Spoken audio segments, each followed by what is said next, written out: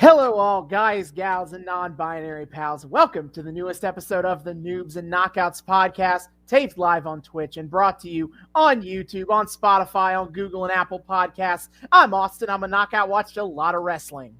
And what's this? Coming to the ring as the surprise final entrant, I'm David. I'm a noob, and I haven't watched nearly as much wrestling. Let's go! I don't know if you were much of a surprise entrant, but you know. Look. Well, now we need to do a Royal Rumble with a guest. Well, now we have to have a Royal Rumble with a guest on, so we can literally do that gag. Wait, and shit. It makes sense. Damn, I should have hit up Kyle. Mm-hmm. Whatever. Oh, I didn't think of that, or I would have thought of, or I would have recommended that. But yes, today we are doing our first ever episode on a Royal Rumble match, because by the time this drops, it will have already been Royal Rumble Saturday. But it is still the month of January. So we're doing a Royal Rumble episode to keep in the season. Tis the season for some rumbling. Right. Indeed. So I will explain the Royal Rumble when we get to that match on the episode. But today we are watching the 2008 Royal Rumble. Now, why did I pick that Rumble? Because it's one I hadn't seen before and it was critically acclaimed online. Fair enough. It also had more modern conventions, such as showing the names and numbers of the contestants. So as they come out, like a lot of old original Rumbles, they wouldn't tell. They just like run down the aisle, and the commentators would be like, "Oh wow, that's so and so," and there's like no on-screen mention of the numbers. Mm-hmm. So like you'd have to keep track of that shit yourself. And I was like, I don't want to do that. Fair enough. So we're picking one where I don't have to, but. It is the Royal Rumble 2008, and because I feel like it cannot be emphasized how much I had to watch to prep for this podcast. Because every time I decided I'm gonna watch every episode of WWE TV from Armageddon 2007 to Royal Rumble 2008. That's 6 weeks of WWE TV, which is already a lot to do in a week. But also, at this point in time, it wasn't just Raw and SmackDown. It was also ECW. And I have things to say about ECW when we get deeper into the show here. So I watched 18 episodes of WWE. That's 21 hours worth of WWE in a week to be prepared to talk about the Royal Rumble. Jesus fucking Christ, dude. Yeah.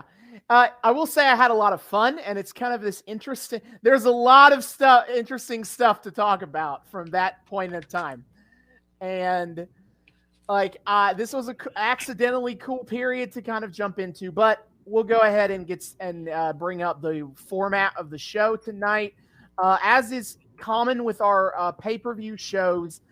We do not ever have time to watch a full 3-hour pay-per-view show.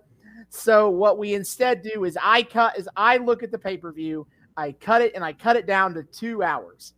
And so that means there are only 5 matches on the pay-per-view, but we are only going to be watching 3 of them. Mm-hmm. So to save the best for last, I will start not with the main event, which is the Royal Rumble, but we will start from the top, from the first match on the show and go down. And the first match on this show was Ric Flair versus Montel Vontavious Porter, or MVP. David, you know MVP because he's Bobby Lashley's manager these days. Oh yeah, okay. I thought that sounded familiar. I was like, okay, we saw him live. Fuck yeah. Yeah, and so MVP is the United States champion. When he was a wrestler, his gimmick was kind of like cocky athlete type. Like he made a lot of sports ball references and stuff and such. But the story isn't really about him. The story is about Ric Flair. And so Ric Flair is at the tail end of his career and he's talking about retiring. But then he makes the claim of like, I thought about it and I'm never going to retire. Woo! And so Vince McMahon, bold claim, Ricky. Then Vince McMahon, because he's an evil dickhead who doesn't like Ric Flair. Unfortunately, we didn't start far back enough for me to know the context of this hatred. I just know that he hates Ric Flair. I mean, And to be fair, he seems to just kind of make a thing out of hating Ric Flair in general. I mean, last time we were in the early 2000s, he was also hating Ric Flair, so True. it seems on brand to me. Sure. But basically, Vince McMahon put a stipulation that you can still keep going, Rick, as long as you keep winning. The next match that you lose will be your last. And so this is his 4th match, I believe, under this stipulation. The first match I didn't watch because it was from before that period of time. He beat Randy Orton in a match. The second time, he beat Umaga, which I will talk about him later. And then the third, his most recent match, he beat Triple H by Triple H. And then the 4th match is this against MVP. And I think a really good key element to this storyline is they're making it clear that he's scraping by. Like, for example, the Umaga match, he won by countout when Umaga speared himself through the outside barricade.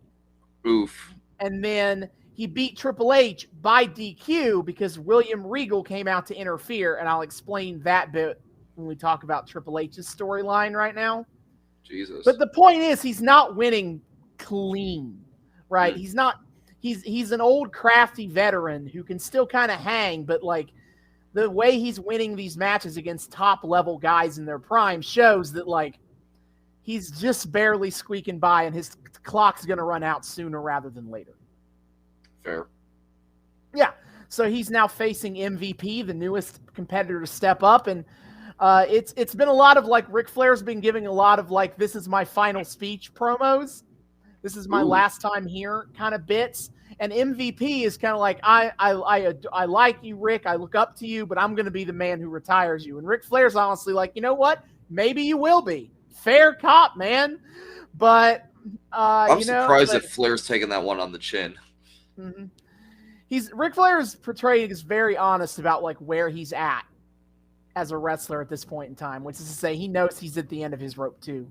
Even though he's over here being like, I'm never going to retire, baby. Woo! Well, yeah, he doesn't want to retire, but he understands that like he's losing his step compared to the new guys. But he's like, you know, I'm still the man, and I'm going to give it my all, and that's what you're going to need to beat if you're going to beat me. Fair. Also, I can just imagine a young Dario Cueto watching Vince put forward the stipulation, just taking notes. Very, oh, yeah, that's good. That's good. Oh, I gotta check that. I gotta use that one. Oh, that's really good. I gotta find a good opportunity to break that one out. A unique opportunity, if you will. That's true. All right, the next match up is John Bradshaw Layfield versus Chris Jericho. Okay. So Chris Jericho is still Chris Jericho. He is in between tours with Fozzy right now. So, you know, okay. he's good baby face. Yeah, Rockstar Jericho. Woohoo. Yeah. We all love him. John Bradshaw Layfield is JBL, the former Bradshaw of the APA. You've seen him in that persona. Oh. But they decide in 2004 is when they did this. In 2004, they transitioned his character into rich asshole Texan man to kind of play off of, like, they decided to lean into his real life background where he got rich playing the stock market. And then they were like, what if we lean into that and made him an evil heel asshole top guy? Of course. Yeah, and so I feel as though this could be maybe an extension of Vince's sustained bone picking with the concept of millionaires from Texas. Interesting thought. Wonder if there's any bias there. Big old Gibbles, as one might call him. All I'm saying is if Bradshaw calls wrestling, that I'm putting the tinfoil hat on. A little bit of in that twang is there. And So JBL at the time was kind of semi-retired again. He was the SmackDown commentator. And so during the pay-per-view match with between Jericho and Randy Orton for the WWE Championship at Armageddon, Jericho accidentally bumped into Bradshaw, who was at the announce table. And so that match ends with JBL attacking Jericho and just beating him down for disrespecting him like that. JBL sounds like he got a temper on him. He does. He's got a temper and is a giant narcissist. He calls himself a wrestling god. Of course. Which then Jericho decided to pile on and be like, you know what, dude? You're not a wrestling god. You're a wrestling wannabe. Oh no, Jericho with those sick burns. Oh no. And so JBL said, and I took that personally. And so he quit the SmackDown commentary table to go to Raw just so he could fight Jericho more. Also, wait, if that was a match for the world title and it ended with JBL attacking Jericho, did Jericho then win by DQ? Yep, which means, of course, Randy Orton's still the champion. That is some very... Wait, Jericho's still champion, yes? No, Orton. What, because you can't win the title on DQ. Oh, you can't. God damn it.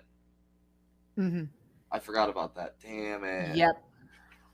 So then JBL took this shit way too far and tried to choke Jericho out with an electrical cord live on air. And then after that, while Jericho was out recovering, JBL cut a promo on TV talking to Chris Jericho's kids and saying that ask your daddy if he's a coward. What the fuck? Why? That seems kind of extra. Because JBL is extra. And Jericho came back and is like, you know what, dude? Fuck you. Okay. You made my kids doubt me when I said that, no, I'm not a coward. So you know what? I'm going to kill you. So this is just a battle of two gigantic egos taking everything way too personally. Yes. Yeah, okay. Well, I mean, I guess welcome to wrestling, but yeah, it's very funny when it's on display that hard. And Jericho is the babyface because he is, of course, the wronged party here. He didn't really do anything, and JBL was like, "I'm gonna end this man's whole career."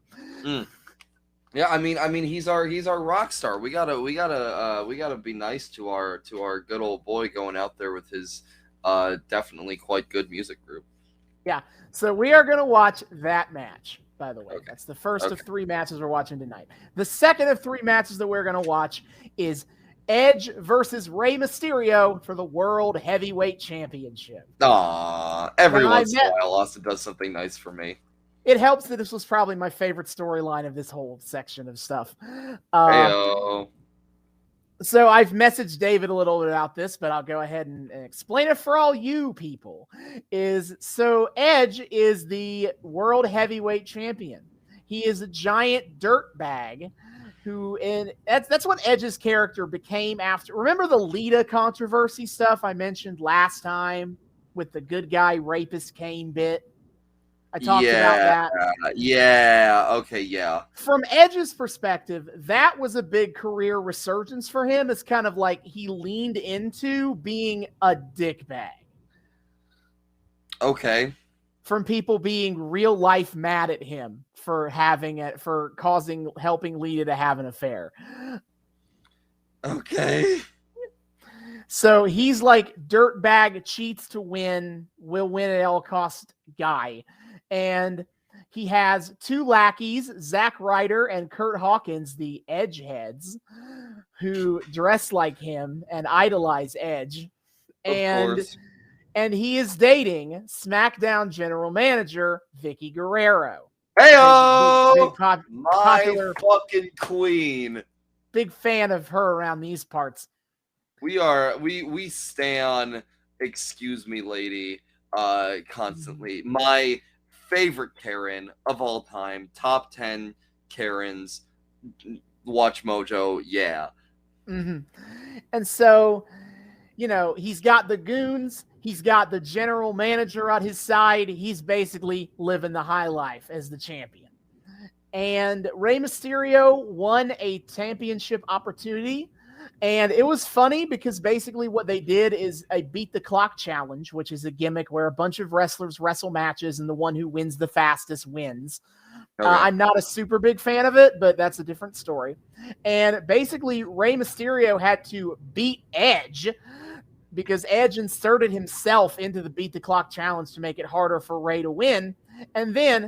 But then with the assistance of Dave Batista and The Undertaker, two men who Edge had screwed to win the title, they screwed Edge over and helped Rey get the title match. Oh, shit. Rey's got some power players on his side. Yeah. And so he gets the title match, and the kind of the emotional beat of this story is not just the whole I want to win the title stuff, but he also doesn't like Edge and Vicky's relationship. For people who don't know, in real life, Vicky Guerrero is the widow of Eddie Guerrero. Big shock. And Rey Mysterio and Eddie Guerrero were really close friends. They were best of friends when they were both alive. And so Rey is a close friend of Vicky as well, and he's like, Vicky, I don't like your new boyfriend. I think he's a scumbag. Which, like, fair, he is. Yeah. And Vicky gets an opportunity to tell him off because Rey also kind of ends up leaning into this, like, you're disrespecting Eddie's memory. He almost says it, but he was implying that he was going to say it. And she was like, I'm going to stop you right there.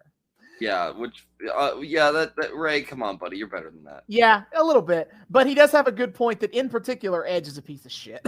Edge is, this is true. Wrong work, right answer. Yep. And it leads to Chavo Guerrero, Eddie's, I believe his nephew. That's it. I'm going to be honest, I didn't realize this was all the same Guerrero family. Yeah, I didn't realize the Guerrero family. I didn't realize Vicky was Eddie's widow. I didn't realize Chavo was related. Oh, man. Yep. So Chavo comes out, and he's like, Rey, shut up. You're not a Guerrero. Stay out of family business. Vicky, your boyfriend is a dirtbag. Oh, but don't worry. Chavo Guerrero. Well, that lasted about a week because here's the thing. On SmackDown, Chavo is, again, fighting against Edge as Vicky's boyfriend. But on ECW, he is chasing CM Punk, who is the ECW champion. And I had to watch 6 episodes of ECW. One was a highlight, an end of the year video, and 4 of them were main evented by CM Punk versus Eddie Guerrero for the ECW title. Chavo Guerrero. Chavo Guerrero, yes. Sorry. Yes. CM Punk won the first match by countout. Then he won again by DQ. But the third time that happened after this whole bit with Rey and Chavo and Edge on SmackDown, Edge came to ECW to confront CM Punk, and he ended up helping Chavo Guerrero beat CM Punk. And then when they had the rematch for the title, Edge helped Chavo win the ECW title from Punk. And so suddenly, why? Because now after that, Chavo's suddenly like, you know what, Vicky? I thought about it. I was mistaken. We should all be one big happy family. This Edge guy is okay. Yeah, you know what? This Edge guy is all right. I do have to appreciate Chavo watching out for technically non-blood related family via widowing like that for Vicky. Even if he is turned into some self-serving bullshit, I have to appreciate that she still gets to be part of the family. Of course. And so now Chavo is firmly in Edge's corner and happy to help him too. Oh, good. So the odds are certainly not stacked in Rey's favor tonight. He's got a whole family picking beef with him. It's that's gonna be fun. Then the next match on the show, one we will not be watching, is Randy Orton versus Jeff Hardy for the WWE title. So Jeff Hardy, you know him, cool dude. Indeed. One flippy boy. Mm-hmm. He beat Triple H to get a shot at the WWE Championship. And his whole story right now is kind of like he's a big fan favorite, and it's like all the stars are coming aligned for Jeff Hardy. Like he's beaten Randy Orton multiple times even. They talked a lot about, in the early part of the bit, about momentum, which I make fun of that phrase for being meaningless, but it is part of a real story here that they're trying to tell, that like everything's coming up Hardy right now. Maybe this is his night to become world champion. And Randy Orton takes offense to such notions. And as recompense, he hospitalizes Matt Hardy, who is, remember, Jeff's brother. Didn't we see the Undertaker pulling some similar shit when we were in the around the Christmas episode time or something? Why do people keep trying to fucking like Ice Climber nerf the Hardy Boys, where they just try to knock one out and completely thus invalidate the other? Like why is this a thing that happens more than once? Like, I'm too nickeling about the Hardy Boys being like half whacked now. What is happening? Head mind games, beating up your brother and all that. So, and also, if that's really gonna like keep getting to them on repeat offense after repeat, it kind of sounds like they're capitalizing on a codependent relationship. And whose fault is that at the end of the day? You know what I'm saying? It really makes you think. makes you think. It's a real head scratcher. Yeah. So then Randy Orton. I should note that Jeff Hardy is also Intercontinental Champion, so they're making a big deal about like, can Jeff Hardy become the third man to become WWE Champion and Intercontinental Champion at the same time? Fuck yeah, dude. And so Randy Orton has tried to fuck with Jeff some more. He tried to cost Jeff the Intercontinental Championship to Umaga in a steel cage match. He failed, though. And then he was like, I want a one-on-one match for your Intercontinental Championship on Raw, Jeff. And so that happened, and it ended in like count out, I believe. But so there was some bullshit. But yeah, and they've been going back and forth brawling. They even did a bit where Jeff Hardy swanton bombed Randy Orton from the top of the stage through a table to the side of the ring. It's pretty wild. God damn, he's so talented. It's great. So it's a decent storyline, but I preferred Edge and Mysterio, so it's like that's the one we're going with for tonight. Yeah, baby. I'm happy. And so now we're here to the main event, which obviously we're going to watch the Royal Rumble match. So what is a Royal Rumble match? I suppose I should start with that because it's our first ever episode with a Royal Rumble match. Though I will say that David, should be at least somewhat familiar with the rules because Lucha Underground's Aztec Warfare does a very similar rule set. And I've seen Royal Rumble bits before. Actually, speaking of Rey Mysterio, I did watch on YouTube once a clip where Rey Mysterio was the surprise entrant, final man, whatever, who just came in and wrecked shit. I don't know what year that was. It had to have been like 2010s after he was brought back to the company or whatever. It was either that or it was like early 2000s. There's the early 2000s one where he wins the Royal Rumble, and I thought. I can't remember. I thought he wins. I also think it was the debut of his like current theme song when they did it. Oh, that could be it as well. But also he did famously come out at number 30 in 2014. That was the year that everyone wanted Daniel Bryan to win. So the crowd booed the shit out of Rey Mysterio for not being Daniel Bryan. That's funny. Yeah, it was a good time. Anyway, so the Royal Rumble match it is 30 participants, but you start with only 2 men in the ring. And every 2 minutes, another man enters the ring. And so it goes until all 30 men enter the match. If you throw your opponent over the top rope with both feet touching the floor, you have to do both to count, then they are eliminated from the match. So it's a battle royal that is protracted. And Yeah. incredibly, it's kind of amazing, actually. Yeah, the way I hear it told, this is like the consistently really good thing in WWE. Like I would everyone is all fucking in on the Royal Rumble always, no matter what they feel about the rest of the company. Everyone loves the fuck out of the Royal Rumble. It is a very fun match, and I don't want to get too deep into what I love about it until David's seen it himself. Let him have his own fresh perspective on it. But yes, absolutely, that Royal Rumble is the one show a year I always make sure I make time for, because it's a lot of fun no matter what else is going on in WWE at the time. Can confirm as someone who's fallen off of watching WWE regularly in the last few years. Also, I looked it up. The one I saw was 2018 Rey Mysterio Royal Rumble. Oh yeah, that was a good Rumble. That was a fun time.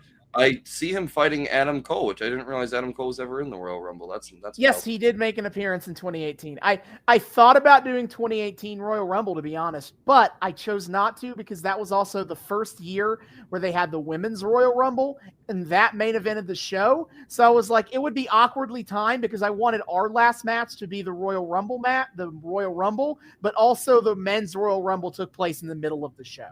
So I was like, I don't really like the timing of that. Fair. So, but that was a fantastic Rumble for sure. Anyway, the Royal Rumble was created in 1988. It's basically just kind of like a house show gimmick.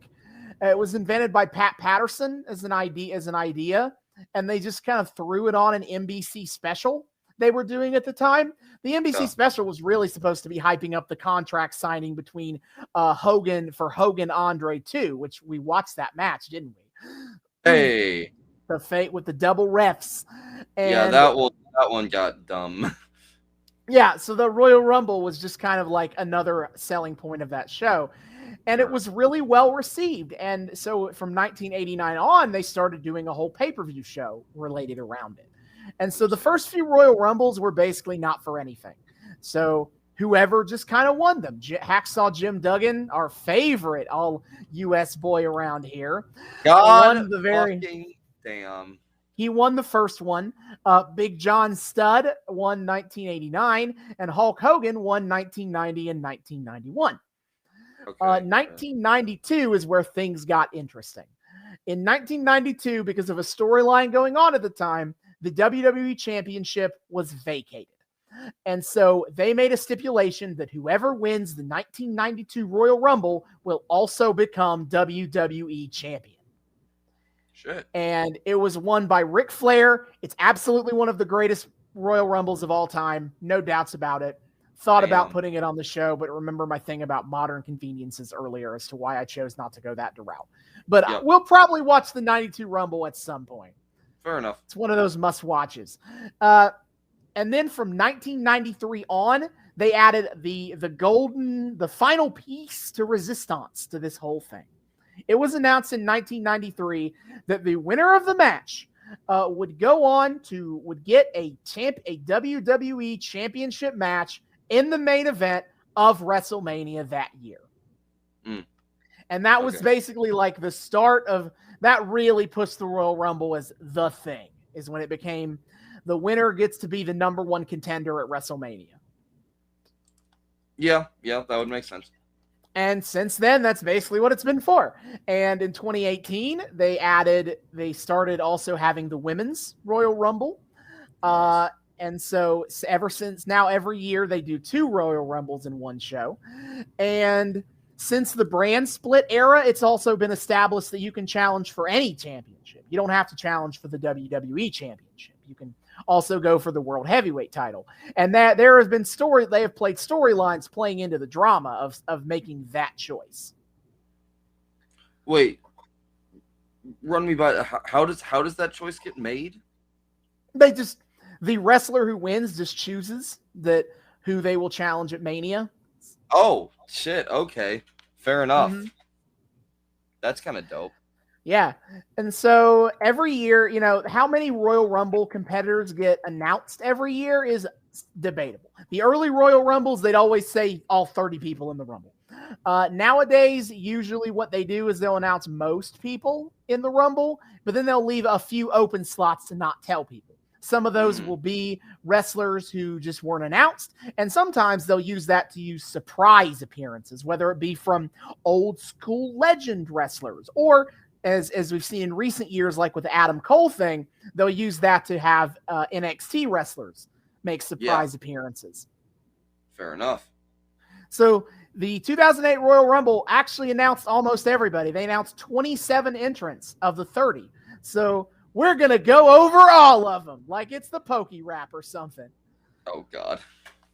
So basically what I did to avoid, I thought about how to do this because obviously I'm using Wikipedia, but also Wikipedia lists all of them in the order they come out in. And that just won't do. So what I did is I basically alphabetized the wrestlers, and we're going to talk about each brand, Raw, ECW, then SmackDown in that order. Okay. That way you have absolutely no knowledge of when any of them enter the match. Okay. So, from Raw, we have Carlito, whose gimmick is he is Caribbean, and he spits in the face of people who don't want to be cool. So he literally carries an apple to the ring, and then he bites into it, and he spits in their faces, spits in people's faces. And then what did fucking Santino Marella? Yeah, right now he's in a story bit with Santino where they're kind of tag team partners, and Santino's comedy, a lot of his comedy is malapropisms, and so he sass Carlito's catchphrase is swapping spit with men who aren't cool. I just have to say, this isn't a line I've picked up in a while, but throwing back to my wrestling is Shakespearean meme, this is a proud tradition, proud Shakespearean, maybe not Shakespearean born, but Shakespearean popularized tradition. Glad to see it carried forward in such cultural heavyweights as Santino Marella saying we swap spit with men who are cool. Absolutely. Next up, we have Cody Rhodes and Hardcore Bob Holly. They're kind of coming together because they are the World Tag Team Champions. They are on Raw, and it's basically their relationship right now is old crotchety veteran and young upstart rookie. You can guess who's who. Yeah, real shocker there. Yeah. Then we have from Raw, Mick Foley. So I'm going to go deeper into this in a minute. Mick Foley! Yeah, I'm going to go deeper into this when we talk about Hornswoggle. And God, am I not ready to talk about Hornswoggle. God, but I'm never ready to talk about Hornswoggle, TBH. Basically, Hornswoggle was told by Vince to find a tag team partner, and if you both win your match tonight, you're both in the Rumble. And he got Mick Foley as his tag team partner, and so Mick Foley's in the Rumble. Mick Foley sounds like a good tag team partner for Hornswoggle. If only that Mick Foley seems like he would actually give Hornswoggle the respect he deserves as a wrestler. Sure. Then we have Mr. Kennedy. So Mr. Kennedy is just kind of a narcissistic douchebag. I will have a lot more to say about Kennedy when we get to Hornswoggle. But basically, his bit is that his name is Mr. Kennedy, and when he comes to the ring, he gets like an old school boxing microphone, comes down from the rafters, and then he announces himself, and he's Mr. Kennedy. Kennedy. Oh, good. And he's been feuding with Shawn Michaels because he beat Shawn Michaels once, and he swears that Shawn Michaels just can't get over it. And it's like, dude, you're the only one who still cares. So it's like the MSU OSU rivalry. Yes. Santino Marella is in the Royal Rumble match. And yeah, he is a fake Italian, and he's a comedy character. We've already talked about a lot of his comedy, is his goofy malapropisms and just kind of but right now he's also a heel. So right now he's also kind of a dickhead. And that's weird. I do want to shout out Santino for every time I hear John Laurinaitis' name, I just have to... John Laurinaitis. John Laurinaitis. Yeah. Beautiful. Right now he is in kayfabe dating Maria Kanellis, and there's a bit related to that on this show that we are not watching, but I feel like I have to say now so that I can mention what happened later. But we're not covering it on the show because it sucked, and I was like, thank God I don't have time to justify putting this in. Hey. Then, of course, in the Rumble match, Shawn Michaels, the Heartbreak Kid. I mean, what do I got to say about Shawn Michaels? You know? We've seen him enough on this show. He is in his, remember, he's come back from his back injury. He's found Jesus. He's just a good wrestling dude. He's the showstopper. Wait, how long did it take him to come back from his back injury? He retires in 98. He comes back in 2002, though he admits it. He could have come back sooner, but he was also hopped up on so much drugs. That's that fair. He wasn't in a good. It wasn't. 2002 was when his back was good, and he was in a good enough mental state to come back. Fair enough. Yeah. So he's heading toward the tail end of his career. He is. He only has a few more years left by this point. Damn. But Shawn Michaels is in here. Then we have Snitsky. He has a part to play in that Kane Lita thing from last week. But right now, his thing is he's basically just big and dumb and ugly. Cool. I will say that I didn't get a chance to bring this up yet, but for this is the first WWE pay-per-view that is a broadcast in high definition, and they made a big deal about that.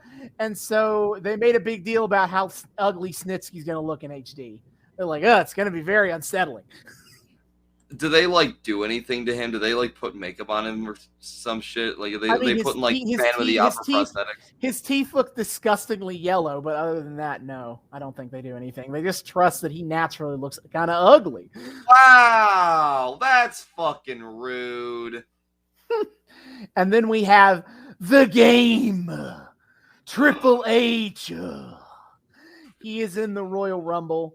To cycle back to this bit about how he lost to Ric Flair. So Vince McMahon hates him because of course he does.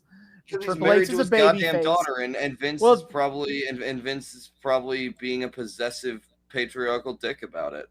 Well, this is before they acknowledge that on screen. Oh, really? Oh, shit.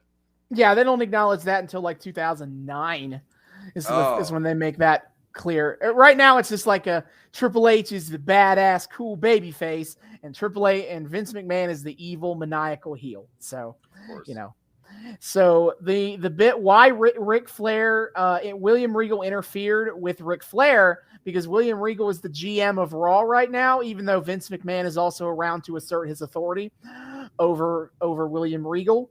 And so Regal attacked Flair to screw over Triple H because the match was basically if Triple H went to ensure that Triple H would actually try to beat Ric Flair because that's obviously a concern. They're close friends. Why would he want to retire Ric Flair?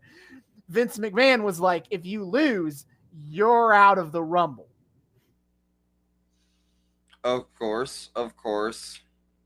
It ended up Triple H found his way into other matches for the Royal Rumble because Vince McMahon didn't totally appreciate William Regal interfering like that. That wasn't his plan. That was Regal's plan. Oh. And eventually Triple H wins the match and it gets into the Rumble. That's a whole big bit. I don't think it's that important to go over. But it was just a long protracted way of getting Triple H into the Royal Rumble. He made it anyway. Yep. And then the last member of Raw is Umaga. So Umaga, we've seen him before actually as one half of 3 Minute Warning. I believe he is Rosie of 3 Minute Warning. But now I've been thinking about how to put it. It's basically he is the last wrestler that I know of to play into, I don't even want to say play into, but he uses the Samoan savage aesthetics. I'll say it like that. Okay. But I will say, though, he doesn't play into the stereotypes. you've seen the stereotypes, you know. I've Savage. seen Sika really biting a fucking stupid. raw chicken head off. Right, being stupid, eating raw chickens, stuff like that. Very important stereotypes. They don't play into that at all. Like, Umaga is portrayed as just like a normal, smart, regularly intelligent dude who just shows his heritage. He's also a big, mean son of a bitch. That's the important part, really. Yeah. I mean, again, some traditions of the wrestlers from the Samoan Isles still alive and well. Mm-hmm. So he's in the Rumble. Now, moving on to ECW. So I guess it's the time to talk about WWE ECW. So after ECW went under in 2001, I will say I've been saying that WWE bought ECW, and that's because I thought they did, but actually that's inaccurate. In 2001, they just went bankrupt for a lot of reasons. And after getting that all settled in bankruptcy court and all that, WWE bought the assets to ECW in 2004. And so for that, WWE put out a documentary called The Rise and Fall of ECW that kind of gives about their history and how everything fell apart. And it was critically acclaimed and super successful. And Are WWE you fucking kidding me? It is actually one of their better documentaries. Wait, really? Were they still biased dicks about the whole thing? They were pretty fair, actually. I think the fact that they aren't like one of WWE's bigger rivals, like in their minds, in WWE's minds, they don't see. I don't think they ever saw ECW as big rivals. So I think they had willing to have a more fair hand to it. Fair enough. But it was hugely successful, and so they decided, what if we cash in on that sweet nostalgia? And so in 2005, they do ECW One Night Stand, and that's legitimately a really good pay-per-view. I've watched it, and it's super successful. And so they're like, what if we revived the whole show? And thus began WWE ECW. And I'll give them this. For a little bit of time, they tried. Specifically because they put Paul Heyman in charge of it. Well, yeah, I mean, once you got the boy up there, he's just gonna kick all the ass. But here's the problem: is that at the end of the day, even if it was good, and I'll be honest, what I've seen of like the very beginning of WWE ECW, it wasn't that good. But even if it was good, it was never gonna be what ECW fans wanted it to be.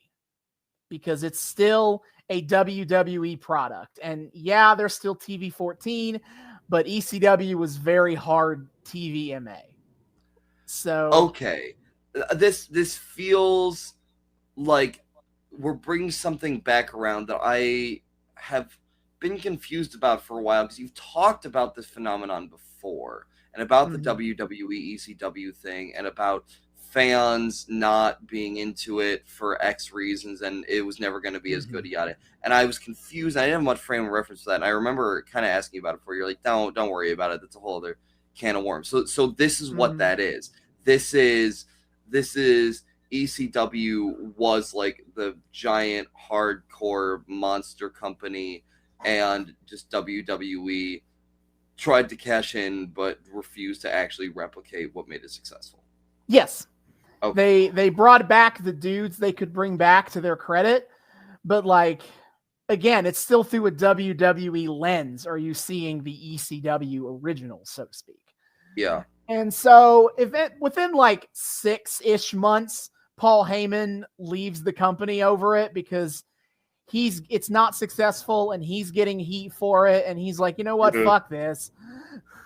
Yeah, fair. And so after that, it still limps along. It doesn't get canceled until 2010 when NXT starts. So what is it now? It's in 2008. It's like its own thing, but it's not. Like, it's a place where other non-ECW branded wrestlers can show up, guys from Raw and SmackDown, and they do storylines and stuff. And it's like, it's hard to explain. It's a B show that just kind of keeps chugging along.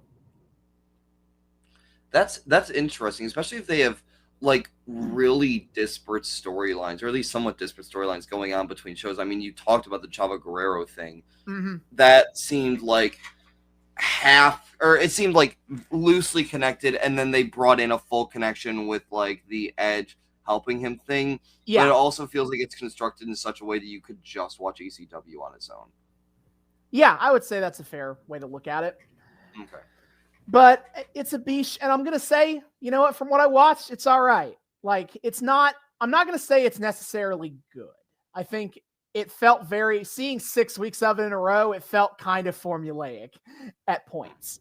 But, like, if I was watching, but, like, it wasn't like the devil that I think a lot of ECW fans saw it as when it first started. And it's like, if it was still on today, if I was watching in 2008, I'll put it like that, then I would probably still watch ECW week to week and enjoy it.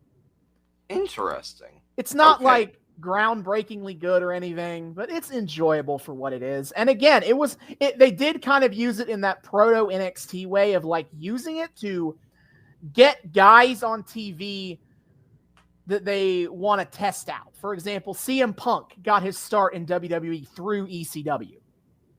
That makes sense. And I mean, from how you've talked about it, I imagine there's obviously bias on the part of the ECW fans who want. Yeah, I agree that part of that is like, it's like leave the memories alone. And it wasn't what they wanted, and I'm willing to accept their complaints about that, of it being not what you wanted, because WWE is the ones who use the ECW branding. Like, I think that created a certain level of expectation. Yeah, they had the resources, they had the ability to try it, but I mean, it's WWE. They're not going to take that leap to go as hard as ECW did. I mean, pro clutching is their main move half the time. Like they're not going to do any gory self-mutilation, if you want to put it like that. No, of course not. No, but like that makes sense to me, because like emotionally, I get having this like revilement for the watered down version of your awesome edgy product. But I could also see it like outside of that in its own little vacuum actually being pretty serviceable from kind of what you're saying. Yeah, as someone who has no nostalgia for ECW because of my age, I think I can look at it from almost like just for what it was. How good is it? And I say it's decent. So, who from ECW is in the Royal Rumble? Well, we got Big Daddy V. I don't believe we've managed to see him. Oh, yes, we have. He is Mabel of Man on a Mission from the New Generation. He's still fucking around. And Big Daddy V is basically just him being like, what if he was a big hoss that kicked heel? And he's managed, you'll appreciate this, he's managed by Matt Striker.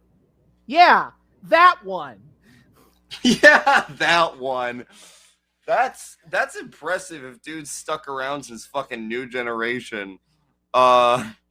Which one was Mabel? Was he the big one that was 500 pounds? Okay. Yeah, Mom, which I wasn't super impressed by when we watched them. No, he hasn't really gotten better, no. But Matt Striker's a good mouthpiece because of course he is. Well, yeah, Striker knows how to use his words, which is cool. Yep. So he's in the Rumble. Then we have Chavo Guerrero in the Rumble. I think my explanation of Edge Mysterio covered all the bases with him. Yep. Then we have CM Punk in the Rumble. CM Punk is interesting because this is his earliest WWE days. So he's like kind of a generic babyface character. He's just kind of a good dude. The really only noticeable part about his character is that he is bringing in the straight edge stuff to say it's part of his catchphrase and lines. If he's like, I'm straight edge. I don't drink. I don't do drugs. My addiction is wrestling. I gotta say it's corny. It's not great, but it's fine. Yeah. He's still a good wrestler. Yeah, CM Punk. The early days of like the straight edge thing sound like they were kind of obnoxious, but whatever. Yeah, the only time I really enjoy the element of CM Punk bring that in is when he was with the Straight Edge Society. Yeah, that's the vibe I get is once he goes into the SES, that shit gets like fun. Yeah. Him being a messianic figure. Yeah, I always find it hilarious that it's like that he starts a cult just based on being straight edge. What could be called being a square. Like imagine being able to seduce Serena Deeb to the dark side because you're like, hey, you know what we got? No alcohol and no drugs. Let's fucking go. Yeah, and it worked.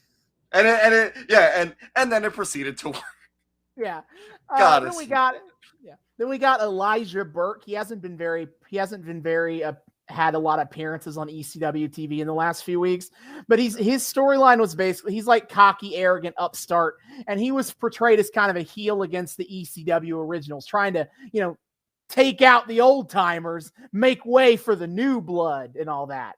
Yeah. So that's still basically his general attitude. He hasn't appeared on TV in like 6 weeks, so I don't really have a lot I can say about him. Fair enough. Then we have John Morrison and The Miz, who are the WWE Tag Team Champions. We have two tag champs, just like everything else right now. And their characters are basically like they're two stuck-up asshole douchebags. And they kind of just at the same time realized, what if we were stuck up asshole douchebags together? And they turned out to be a really good tag team. That doesn't surprise. I mean, John Morrison, I feel like, he's John Morrison. Come on, and I could see him pairing pretty well with the Miz. Actually, they have great chemistry together. I'll say that. That's cool because Morrison's whole thing is, at least in Lucha, has been that he has a very distinct way of being in ring and very showy style. So it's cool that works with the Miz. It's cool that these two very showboaty dudes are able to find a lot of success, I guess, showboating together. Yep.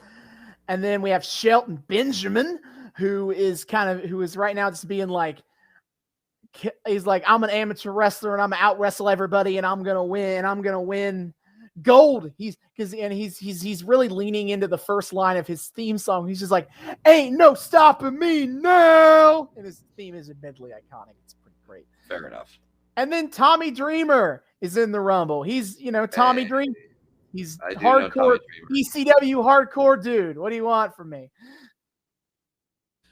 Hardcore is right.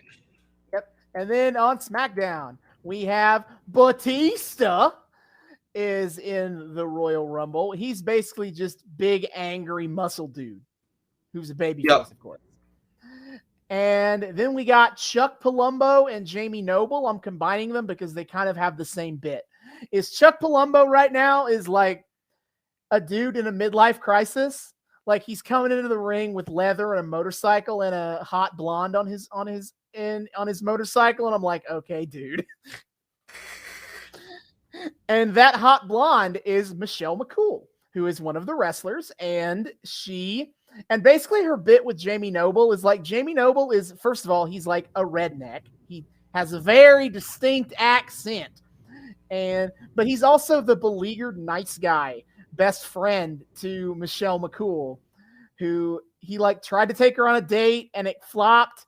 And how she's like kind of seeing Chuck Palumbo and he's an asshole to her. And Jamie is like, hey, stop being with this asshole. Hashtag nice guy.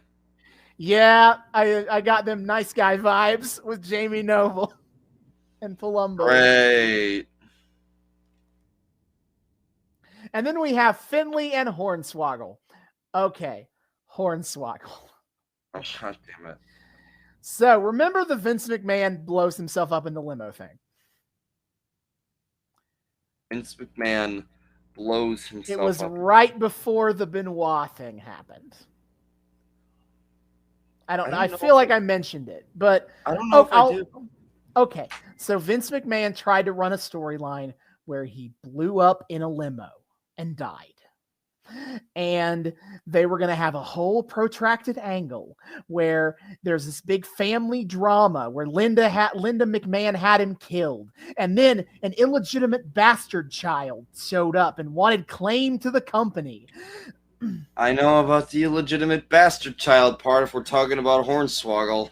I'll get to how we got to that part. Right.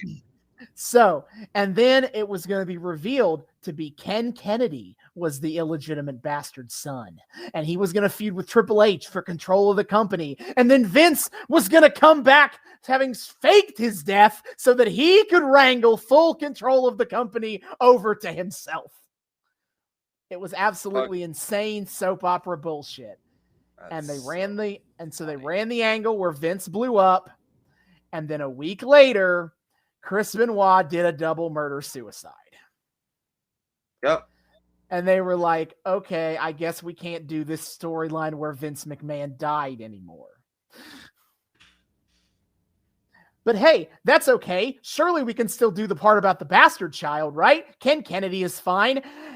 And then later that week. So as a reminder, the main, as I talked about with the Benoit tragedy before, the mainstream media was quick to push the idea that it was all steroid abuse is the cause of this tragedy. And so Ken Kennedy went on CNN and said straight to their faces that he does not do steroids. And then guess what happened? Evidence was revealed of a doping scandal, and you bet your ass that Ken Kennedy was listed. So he got busted for roids and got busted lying about it on CNN. And so they were like, fuck that. He's out. Why would you do that? Why would you do that? Stupidity, I assume. You're just tempting fate at that point. Not all of us can be as slick as Vince McMahon, who can just evade steroid charges like a motherfucker who's hopped up on roids. Mm-hmm. Yeah, so basically, they've lost the impetus for the bastard child storyline, and then they lost the bastard child. Well, okay. Oh God. Except we also kind of already started this plans for this storyline. So what are we going to do? And so they just kind of just changed it to Hornswoggle. Okay. And so Hornswoggle is portrayed like most little people are portrayed in wrestling, in that they are infantilized. I don't think that was the correct word. Infantilized a lot. Yep. He is a grown man with a beard, and yet he is still treated as a small child. But Vince McMahon is the douchey asshole father figure, and who is pretending that he's not a douchey asshole. And so that's how Hornswoggle, he got into the Rumble with the tag team match with Mick Foley, and the idea was that I think the implication is that Vince McMahon expected that no one would be willing to tag with Hornswoggle. And so he could just be like, well, son, I gave you your chance at the Royal Rumble, but couldn't get it. And then Mick Foley stepped up, and so oops. Yeah, wow. Vince didn't account for actual good people in his company. Fuck. Yep. And so Finley, he's Irish, and he loves to fight. That's his gimmick. That's all it is. He hits people with a shillelagh. Oh, this guy. You mentioned this guy. Yeah. And so Finley and Hornswoggle have kind of developed a close friendship, presumably because they're both very Irish. Irish, yeah. And so he kind of stands as like the main... Keep going. No, keep going. I was just saying is that he kind of fulfills this role of being like somebody who like the one person who really sticks up for and tries to protect Hornswoggle from Vince McMahon's abuses. And they keep talking about like a deal between Finley and Vince. And I'm pretty sure I know how it pays off, but I don't know if I should mention it. But it's a mystery, and I think I know the answer. Christ. Also, wait, if Hornswoggle's pairing up with very Irish Fit Finley, and they're buddies because they're very Irish, How many goddamn times they have Hornswoggle dress up as a leprechaun? Always. That's his standard attire, is that of a leprechaun. That's his standard attire. I just thought he was a dude. Why is he a leprechaun? In WWE, he's always a fucking leprechaun. Why is he a leprechaun? What? Because, David, he is a small person and he is Irish. Naturally. Great. Let's move on. Yeah, let's. We got Kane. He's Kane. He hasn't really had much of a storyline going so far, so like, what can I tell you? He's Kane. You know Kane. Mm-hmm. We got Mark Henry. You know, world's strongest man, Mark Henry. He's Mark Henry. He's tired. He's actually also paired up with Matt Stryker these days. So we got like Big Daddy V and Mark Henry are quasi a tag team. Okay. Then we have the Great Khali, who he is 7 foot tall, an Indian, and a monster heel. That's it. Nice. And then we got the Undertaker. He's the Undertaker. He is what he is. Is he still in his fucking biker phase? No, thank God. He's back to being he's back to being spooky dude. Yay! He's back to being spooky boy. I keep getting to not have to watch the biker phase. Let's go. Yep. Undertaker's only real thing is he's talking about how he won the Royal Rumble in 2007 and he wants to join a very elite group of people to go back to back. Bitch, you're holding the streak. Get over yourself. But yeah, he otherwise doesn't have much of a story going. So you know what? That covers it. All 27 people. We are here. We have made it. It took an hour, but we've made it. And so there are 3 people who aren't in the Rumble and who I say they haven't announced who's in the Rumble. And who is it gonna be? Oh, intrigue. We'll find out when we get there. So if you want to watch the 2008 Royal Rumble, you can do so on Peacock, WWE's American streaming service partner. $4.99 a month with ads, $9.99 a month without ads. Or if you are outside of the U.S., you can still use the WWE Network for $9.99 American dollars. Yep, do the thing. But it's time. It's time to rumble. It's time for the Royal Rumble. Some may say, let's get ready to rumble. They actually did have Michael Buffer in the commercials for this. Wait, seriously? Did they get Buffer for this? I thought you said WWE didn't ever use Buffer. Well, that was a mistake on my part, but they didn't use him when WCW did, so I kind of assumed he never did anything in WWE. But I would have been surprised if they never got Buffer for this. Mm-hmm. But all right, we'll see you guys in the back half to talk more about the Royal Rumble 2008.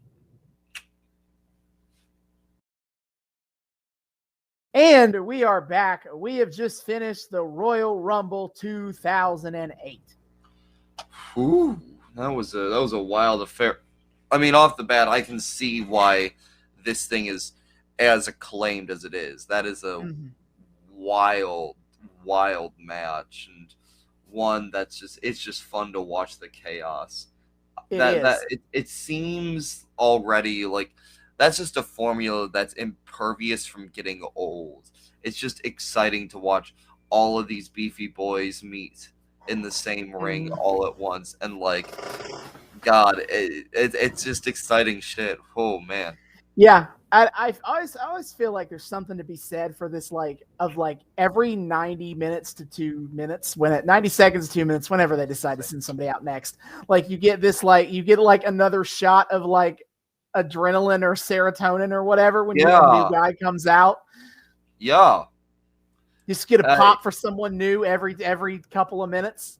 It's exciting as hell. I really, really like just the way it lets all of these things happen at once, and it finds such a simple way to keep you engaged for such a long time. Mm-hmm. I mean, it truly is ingenious in its simplicity, I think. Oh, totally. And like, it's all the chaos of a battle royal, but like, it never gets as cluttered as a battle royal does, because at the start, when you have just like 20 men in the ring together, like there's no room for anybody to do anything, and they're just kind of punching each other. And then like when it clears out, okay, that's when you can do cool stuff. But in a Royal Rumble, you can always do cool stuff because there's never too many people in the ring. Again, that pacing. And I mean, I've talked about this when we did Aztec Warfare. I talked about this with you when we were watching just now. But like, what's really brilliant about this too, as much as I will kind of laugh at it, is the timers are bogus, but it gives you like there comes a point where you just stop caring because they're good about how they pace this shit out. And they know when they seem to have a really great sense for when the right time to have those big pops hit is. They're really strong on that one of just of creating the moment of another surprise at just the right time. I don't know. It's just nice. Totally. It's great, but we'll get to that. We're going to start from the top of the show and move on down. We get an intro video package. It's a lot of like, it's pretty generic stuff. Not really anything interesting in it. They do repeat like the commercials they've been running, where like to hype the fact that they're at Madison Square Garden, like they have the wrrestlers all fighting in the New York subway. Oh yeah, subway car. It's so goofy, but I mean they love showing off how they're at MSG. Yep. So when we get to our first match of the evening, a match we did not watch, it was Ric Flair versus MVP. In a career-threatening match, if Ric Flair loses, he must retire. And from what I'm aware of, the match is pretty solid. Ric Flair escapes again by MVP gets the pin on him, but Ric Flair gets his foot on the ropes. Yes. Yeah, he's getting those unclean wins, baby. Yeah. He's just squeaking by, but he's able to eventually get the pin on MVP, and his career's not over yet. It's weird looking back at this story. I say that as if like the result of this story isn't obvious. It all pays off at WrestleMania, and of course it does. Yeah, exactly. He's gonna drop at some point, right? Yeah, but it feels weird. It feels kind of neat to like watch that storyline go out instead of just like hearing about having only watched the end result match. Yeah, but I was thinking about this too. I think it'd be really, really cool if you could do like obviously they went kind of long form with this, but I think it'd be really cool if you could do like a super long form angle where a wrestler has like a decent bit of knowledge that sometime in the decently near future they want to retire. And you create a stipulation like that where as soon as you lose a match, that's when your retirement is going to be. I think it'd be awesome to just give a wrestler that stipulation and then just have him go on like a fucking insane winning streak and just not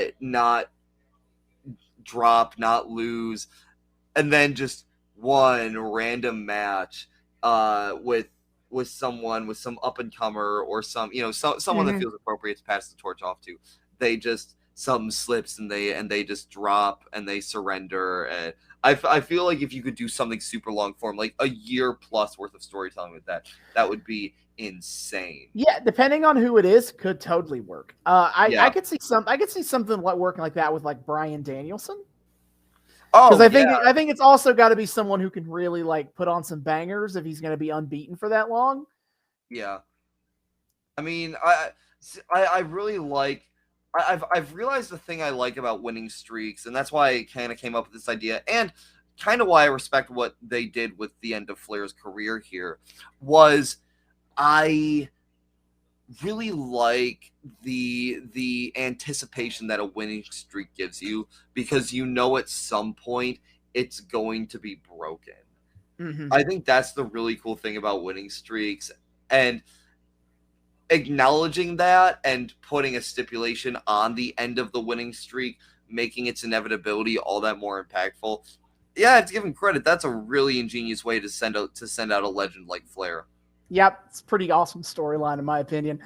Mm-hmm. But we get our first backstage video of the night where Vince is backstage with his son Hornswoggle. Yeah, Vince's "you can't trust anyone" posting at Swoggle, and also being weird to Swoggle. Like, he's like, "You are my only illegitimate bastard," and then he like looks down ostensibly at Hornswoggle's crotch and looks back Yeah, up. I don't know what that was about. As I don't know what that was about. Questioning whether Hornswoggle is in fact a male. Yeah, I don't get that one either. I was like, what are you doing? I feel like WWE with Hornswoggle and with wrestlers like Hornswoggle that are different, they just kind of have this blanket code of we're going to treat you like a freak in all respects, and that is and just not think about how any of that comes across as portraying someone of like disability status or anything else. Well, there's not a whole lot of evidence to suggest otherwise. Well, yeah, because like with Hornswoggle, like they don't just go in on short jokes. Short jokes are kind of like the tamest thing they do with Hornswoggle. They just make him fucking weird and do all this weird shit with him as just a code of just a long form code of look at this freak, ha ha ha. Yeah. What? Yeah, it was a whole lot of great. Glad that that's what we're taking time with here. Moving on, we get to the first match that we watched of this episode: Chris Jericho versus JBL. Yeah, off the bat, I made this comment to Austin. JBL just looks like a slightly inflated version of Jericho. Like it looks like he took a JPEG or a PNG or whatever of Jericho and just kind of like grabbed the corner of it and dragged it diagonally upward a little bit. Yeah, they do have very similar skin tones and then body structures. Just JBL and even kind of like flabbier. Head shapes a little bit too. Mm-hmm. Yeah, but we get the video package kind of detailing a lot of the stuff that his, the choking out stuff, and we get all the audio of him being like, "Talk, your father is a coward." Your father. Yeah, they really made sure to display how goddamn ridiculous they clearly don't find it ridiculous, but just why are we bringing Jericho's kids into this? Why is Jericho so offended by that? No way in fuck that Jericho's kid actually said, "Daddy, is it true? Are you a cat?" Like, get out of here. It's so goofy, but they're treating it with this utmost grim, dark seriousness. It's so funny. This is an intense blood feud, I tell you. Yeah, clearly intense by the "Daddy, is it true? Are you a coward?" thing. Fuck. What? Good times. So the match itself, I liked it more than I thought I would, because I'll be honest, not a big fan of JBL as a wrestler.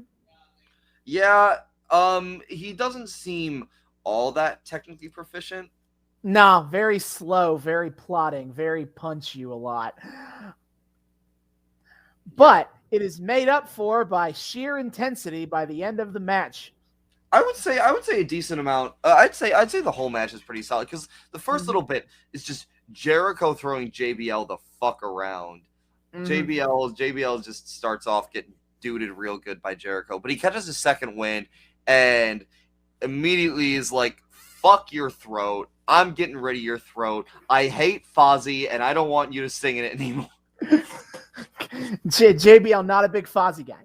Not a big Fozzy. He takes umbrage with Jericho on lead vocals at the very least. So he's trying to, he's taking the initiative to eliminate that problem from his life. Sure.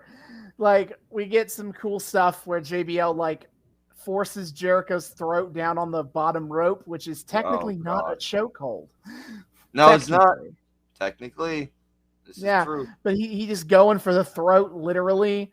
all the time. And eventually he chucks Jericho into the ring post, and that busts Jericho open. So now he spends the rest of the match bleeding all over the place. Jericho blades hardcore in this one, dude. He cut deep. That there was red fucking all down his chest for the rest of the match. Yep. It was insane. And from there, it just kind of like they just kind of keep beating the fuck out of each other, to be honest. Yeah, pretty much. I mean, things stay intense. This is where I do feel the blood feud of it. And yeah, I'll be honest, it is effective, even if the setup's goofy as shit.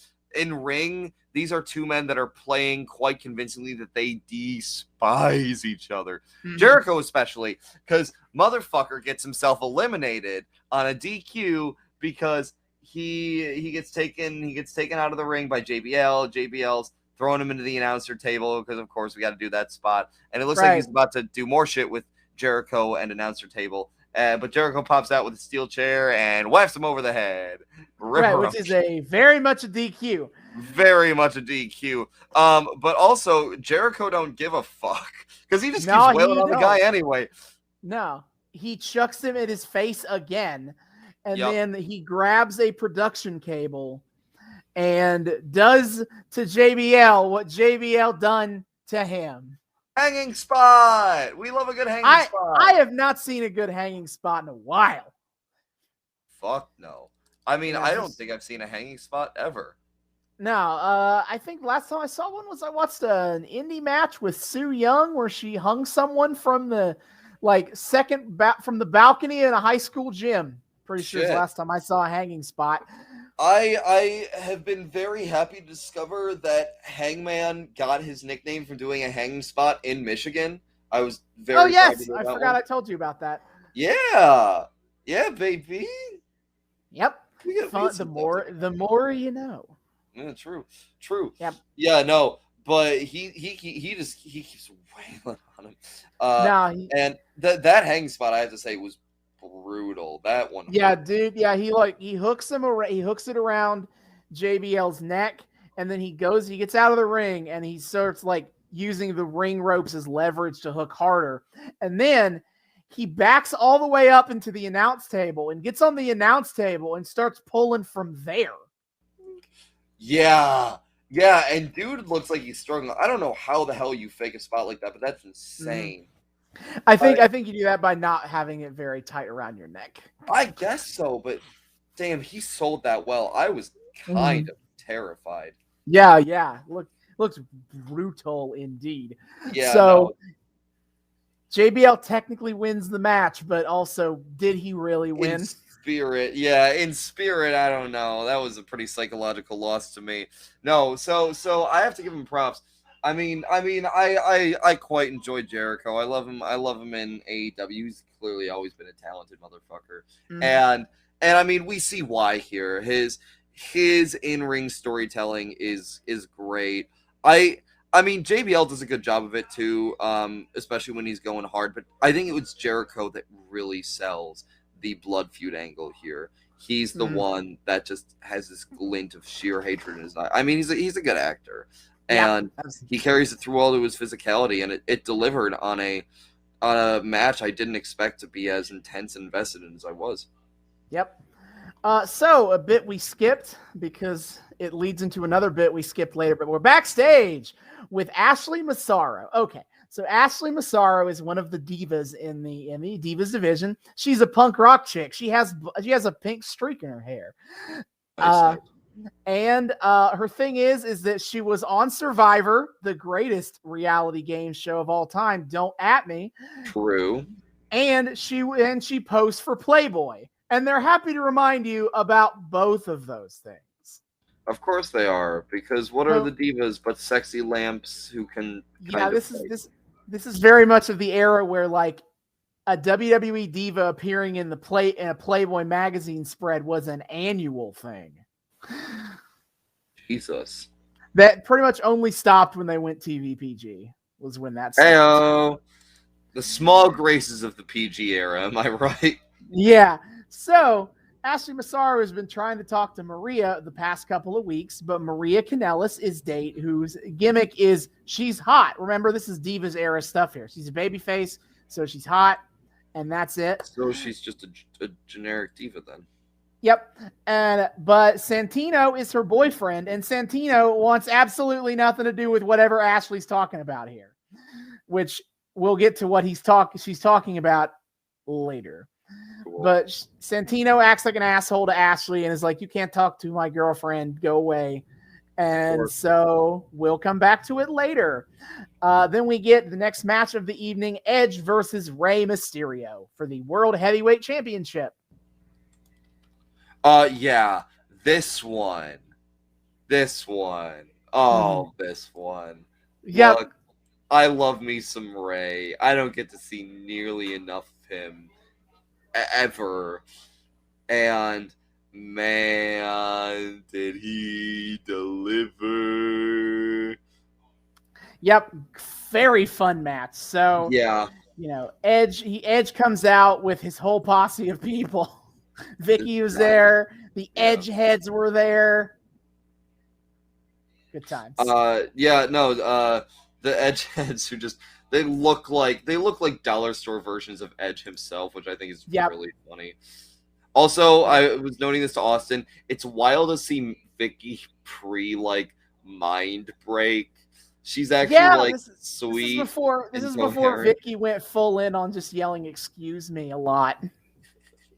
Or now that she can't say that anymore, now that she's in AEW, just screaming in general. Yep. No, this is a Vicky who talks at a normal volume and smiles, a wholesome smile, a non-evil smile. What? That what could have corrupted her to become? What could have caused her to become the way she is now? Middle management. That could be it. Yes. So out comes Rey. And booyaka. And the match is just a really good back and forth between the two of them. I mean it's a banger. I know I'm biased. Rey, I think, is the MVP, carries this thing a little more than the Edge. Just like Edge puts up a good show. I will give him that. Edge puts a pretty good show. And he works, obviously his in-ring chemistry with Rey is off the charts. But just goddamn, Rey elevates everything he does. The way that boy flies, the way that boy moves. They do this whole spot where Edge he's going for the legs because Rey is one of those leggy boys who relies on his legs to do leggy things in the match. So he's going for the legs, and he kind of hobbles one of his knees, and Rey's limping, he's struggling, but he fucking manages to do all these crazy one leg spots where he just pops up the leg and yeet, and Edge just got him by one leg, and Rey just kind of flips himself around in air to get him across the head with the other leg. I'm like, how the hell do you do that? You inhuman madman. Yeah, I was gonna say he does carry a lot of the big story beat of the match of that Edge manages to injure Rey's leg, and so he spends a lot of the match limping. And props to Rey. It's not easy and not always done well to have someone kind of carry forward that injury the entire match with their physicality, but he pulled it off. He was pretty consistently limping around. Damn, it's almost like Rey's a really good physical performer or something. Crazy thought. Yeah, imagine my shock. It all kind of comes to a head when at one point Rey Mysterio hits the 619. The 619! And he got the West Coast pop, and he's going for the win. But Vicky Guerrero, who technically I guess doesn't need that wheelchair, she just hops on up and she pulls the referee out of the match. Yeah, I know. To avoid him counting the pin. Yeah, what the fuck? I literally just have in my notes in all caps, fuck you, Vicky. Yeah, I have no idea what Vicky's injury is supposed to be, but okay. Yeah, why is she in a neck brace half the time and also in a wheelchair? They seem to be going for some weird, protect the sweet Vicky angle, but I don't, what? Yeah, I wasn't watching when they started this storyline with her, so I have no idea what they say her injuries were supposed to be. And the fact they care, I don't know. But yeah, she attacks the ref of all people, and the ref is like, "What the fuck?" Which how was that not a DQ? I don't know. That's usually not like pulling a referee out of the ring. It usually doesn't. The ref got physically warrant... injured though. Like she fucking swept him off his feet, and his head planted into that ring. I don't know why he didn't call for the bell right there, but whatever. It usually doesn't. I'm not sure why. It probably is a DQable offense. So Ray is just like, oh, what happens is Ray gets up, and then Edge goes for the spear, and Ray jumps over him, and is pretty sick. And so Edge falls onto the middle rope again. And so Ray's like, I guess I'll just do the 619 again. Yeah, he's just kind of like he kind of shrugs and he's like, okay. And Vicky's starting to get up onto the ring a little bit from the outside. She protects her man. She tries to protect her man, but in the process, Ray hits the 619, and on both of them, their heads fucking together, and they kiss. It's so cute. He mostly knocks Vicky out then, and so he goes for the West Coast pop. And he jumps up, and Edge spears him out of midair. That was insane too. I mean, again, props to Edge is also clearly really talented. It shows here. God damn, that was cool. Yeah. So he pins Ray 1, 2, 3, and Edge by hook and by crook is champion still. Yup. Unfortunate, but I guess we can never show too much respect to my boy. Am I right? Why would we ever give Ray a title? Yeah, sorry. Edge. I've already seen Edge's future with this title belt. It's not Ray that's going to get him back. God damn it. Of course not. Well, you know what? Fuck you, Edge. Ray has a zillion times more longevity than you, so who's the real winner at the end of the day? Get fucked. So then after the match, we get a kind of prolonged sequence of the Edge and the Edge heads tending to Vicky and getting her back in the wheelchair and just carrying her off. That wheelchair now, baby. Her poor injured neck. No, not my neck. All right. After that, we get a backstage bit in the men's locker room. Good old Ric Flair coming out in the towel only. And first he is accosted by Ken Kennedy. Yeah, Kennedy tries to taunt him and Rick just shakes it off. Kennedy takes the long way round to say that he's going to retire Ric Flair. Yeah, mucho texto on that one. You need to work on your brevity a little bit there, buddy. He takes so long. Shawn Michaels shows up to interfere. They're interrupted. He does manage to make some comment about the woo spot, but it's dumb and it doesn't even land. And Rick's like, yeah, okay, kid, whatever.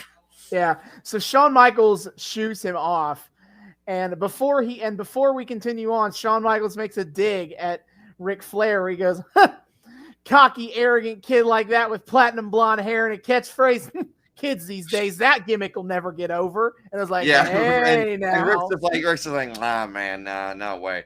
But we actually get some wholesome posting between Flair and HBK for a second. Like they're just vibing. They're saying, they're complimenting each other. Yeah. And then Hunter shows up. Batista shows up first. Batista shows up to what? Basically say fuck you to HBK. Well, he was there for Flair because he hugs Flair. Oh, yeah. And Triple H shows up though to make this awkward because of the dissolution of Evolution, which is the stable of Randy, Batista, Triple H, and Ric Flair. Like in the aftermath of that, Triple H is still friends with Flair, and Batista is still friends with Ric Flair. But Batista and Triple H hate each other real bad. God damn, that's funny. So that's all very awkward. Triple H with the worst AIDS joke I've ever heard. Yeah. That's not quite true. I think I've heard a few worse, but it's pretty bad on this one of where he goes, Rick, as this thing I've said many times, Ric Flair, keep your pants on. Put some pants on. Yeah, that quote. did not age well. And Rick just kind of looks down, his towel looks back up with this kind of like, ain't I a stinker face? And I wanted to fucking vomit. Yeah. Post Dark Side of the Ring, that joke feels Ooh, not aged good. like a moldy ass cheese, baby. Yep. So Triple H and Batista are just kind of like staring at each other intently, looking like they're about to rip each other's throats out here in the locker room. And then Shawn Michaels pops up and is like, hey guys, whoa. I think we can all agree on one thing. And that is the winner of the Royal Rumble is going to be wearing this brand new shirt available on WWEshop.com. And it's Yep. And goddamn Triple H comes back with, if there's one thing I hate, it's shilling, said the future WWE executive. Yeah, now there's a joke that aged well. There's a joke that aged like a vintage ass wine, man. Yep. Yeah, that was good. And he just walks off disappointed. Yeah. He's So I think he's silently, dignifiedly, morally outraged at HBK trying to fucking shill his shirt live on air, that he just has to walk away like, okay, Hunter, sure, Yeah. pretend you have those principles. So overall, I think a lot of some fun bits between all the guys talk, kind of plays on their own histories with each other. Mm. And then we get a bit that we skipped, but I watched to make sure I could talk about it, which means I had to die inside myself. So Santino and Maria Kanellis come out. Oh no, what happens is Ashley Massaro comes out to the ring, and she is like, I want to talk to Maria about something. And so out comes Maria. And Ashley is like, Maria, before I came back to the WWE, I had a conversation with Hugh Hefner. And he wants you to pose in Playboy. Do you want to do it? And Maria is like, I don't know. And she asks the crowd, do you guys want to see me do Playboy? What do you think they said? Of course. No, we are looking respectfully, Maria, right? Sure, that's it.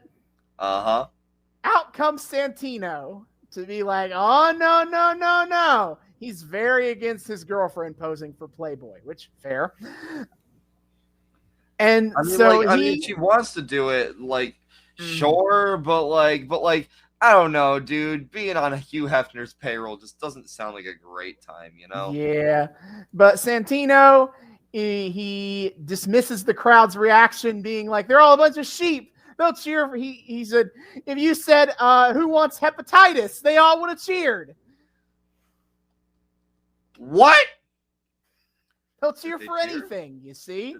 They did cheer. They did kind of cheer a little bit when he said if you come out and ask if they want hepatitis, they would cheer. There were a few cheers.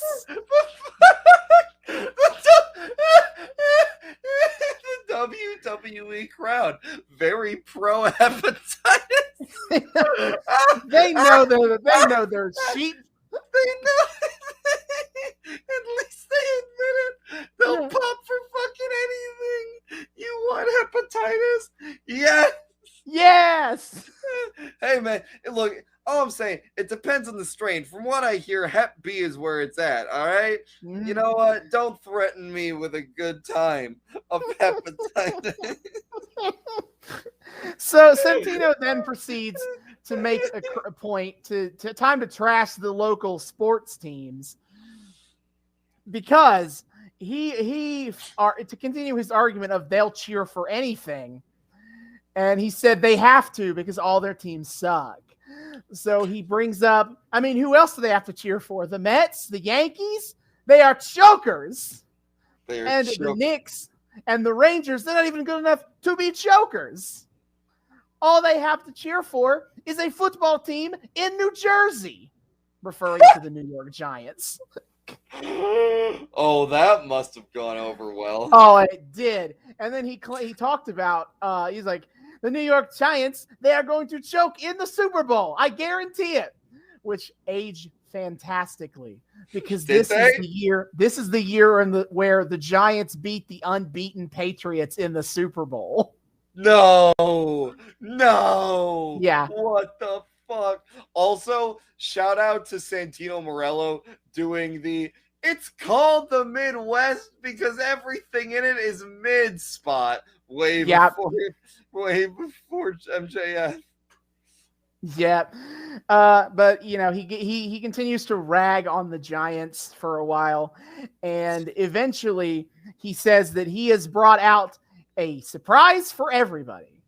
Okay. And his surprise is, and I can't believe I have to talk about this guy, it is Big Dick Johnson in Patriots gear. So who is Big Dick Johnson, you might ask? Dick Big Cock Johnson. No, it's not Dick the Cock Johnson. That's totally different. It's Big Dick Johnson. So BDJ is, I guess, a wrestler, sort of. He doesn't wrestle very often. He's usually just here for these fucking bits where he shows up in like a thong and no shirt, even though this time he wears a half-cut jersey, and he just shakes his near naked ass around to be gross as a comedy bit. And in this case, he is dressed up in New England Patriots gear with a 19-0 Patriots, a 19-0 and a Patriots logo on his ass. So he shows up to be stupid and make fun of the Giants some more, and then Ashley Massaro kicks his ass, and that's the end of the segment. Okay, so a few things. One, I talked last time about how being in Montreal it seems to be a source of nuclear tier heat for WWE, but I do have to say I applaud them for building close to that level of energy by, I'm sure, constantly ragging on all of their biggest sports teams. Mm-hmm. New Yorkers especially don't take kindly to that. No, they don't. I say as a member of Bill's Mafia. I know it's not technically New York, but I don't care. It still counts. Also, yeah. I really, really have to wonder if Santino's, to skip ahead and spoil something real quick, Santino's like once again insanely short elimination from the Royal Rumble was accepted quite well by the crowd because of that, and they did it to justify Santino getting out within mere seconds to just get fucking over with the crowd real quick. Possibly, yeah, you never know. But yes. And also, what I just WWE. Can we talk? You seem to have this obsession, this complex, if you will, about the male ass and how stinky and big and gross it is. Now, I am not one to armchair psychoanalyze, nor am I one to shame one's personal predilections, shall we say. But I have to wonder if there's a WWE dub, may I call you, a bit of projection going on here, and I have to wonder if you're truly so disgusted by the bigness and the stinkiness and the disgustingness and ugliness of the male ass, or if you are rather allured by it, if you are almost aroused by it, if you dare I say fetishize it. I just see this recurring pattern, and I have to wonder, are you okay? Do you enjoy big, fat, ugly, stinky male asses WWE? Because you sure seem to feature that shit a lot. An interesting question that I have no desire to really try to analyze. But do you see where I'm coming from? How many times have we talked on this show about when WWE was like, Look at this dude with a big fat ass. Isn't it disgusting? Everybody say ew. Okay, fun fact, by the way, Big Dick Johnson would go on to be one of the head writers at Lucha Underground. Chris DeJoseph. He was a writer for the WWE, and he became a writer for Lucha Underground. But he also, while he was a writer at WWE, did these bits as Big Dick Johnson. I feel unclean. Big Dick Johnson has helped write for one of my favorite things in all of wrestling. Yep. You have Big Dick Johnson to credit, to thank for Lucha Underground. I don't know if I can do this anymore. Why? Okay. Well, I get to now proceed in my life knowing that little tidbit. Yeah. Thank you. Yeah, I just figure if I have to know, so do you. Thanks. I hate it. All right. A bit that I kept in because I personally thought it was funny, and then David ruined it all. Baby. So we have a commercial for WrestleMania upcoming, and it has Kelly as a lifeguard, and some schlubby dude deciding that he's going to get her to do CPR on him by faking drowning. And so she does it, and she does the Baywalk run. Also, they're doing Kelly doing Baywatch, but they have like explicitly SpongeBob ass sounding. They do have the SpongeBob beach music. Like, I almost have to wonder if that's like fucking Roger Bumpus or something, or whoever the hell it is that plays Patrick. Because, like, dude, I don't know why they went for that sound, but okay. Okay, so plan succeeds. She's like doing the compressions, and she's about to do CPR. And just before she does mouth to mouth, Mae Young runs up as a lifeguard. She's like, I'll handle this. Her off. Tosses Kelly off, and she gives and grandma ass Mae Young gives the man CPR. Okay, but also they do it as she's now the one perving on him, because you fucking like we get a POV shot of Mae Young on top. It ends with him running away from her.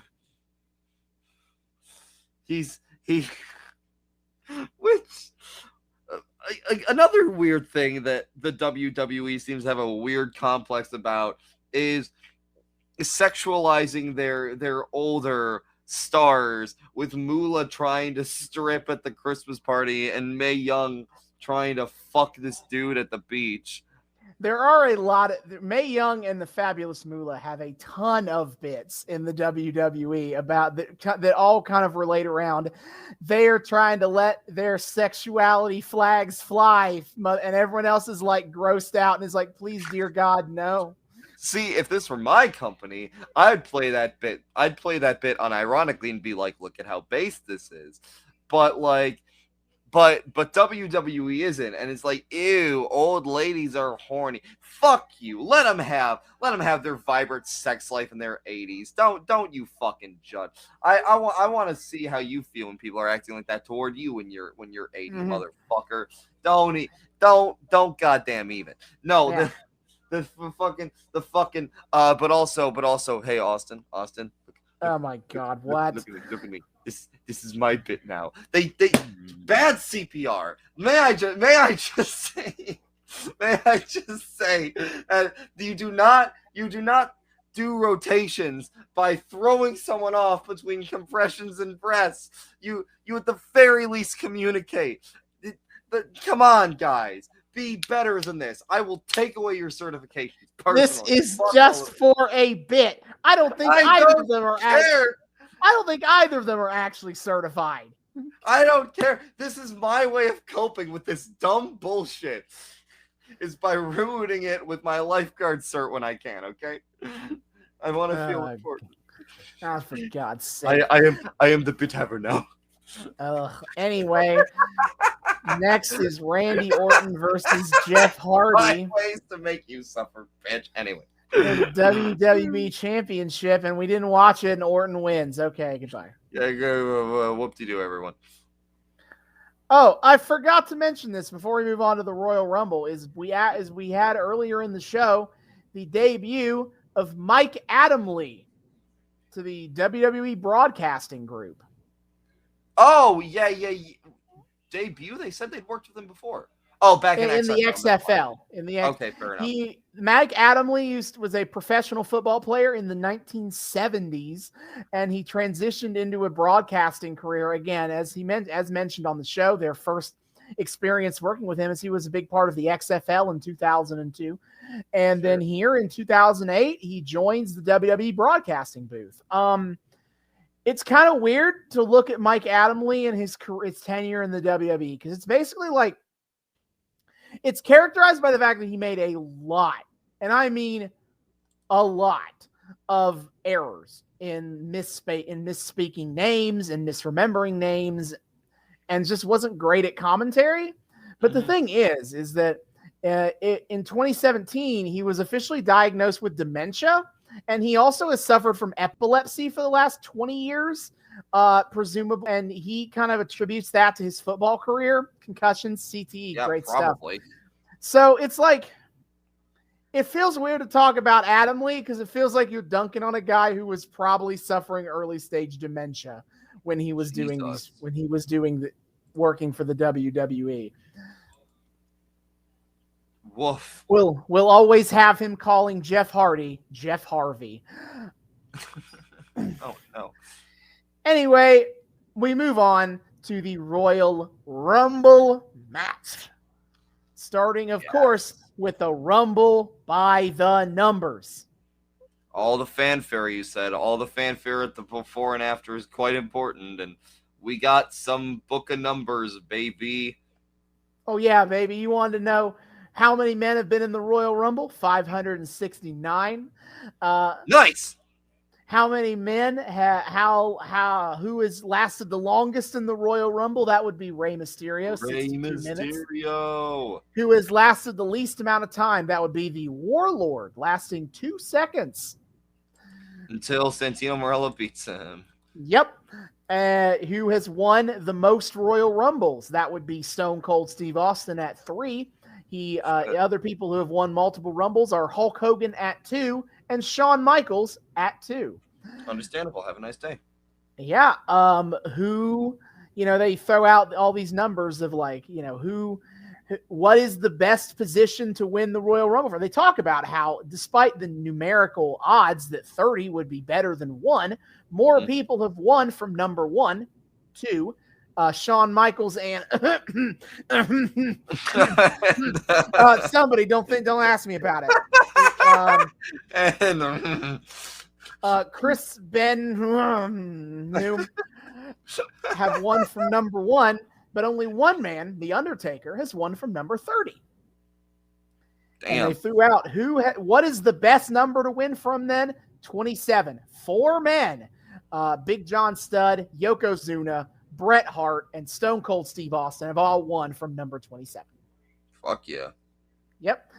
So again, they have it's a whole 5-minute video, 2 or 3 minute video of just Royal Rumble stats, and I love it. They do these every year. It's always fun to watch them. Yep. Yeah. No. I mean, it's a cool little piece of tidbit trivia. I quite enjoyed it. Yep. But then we get into the ring, and it starts. They got Michael Buffer.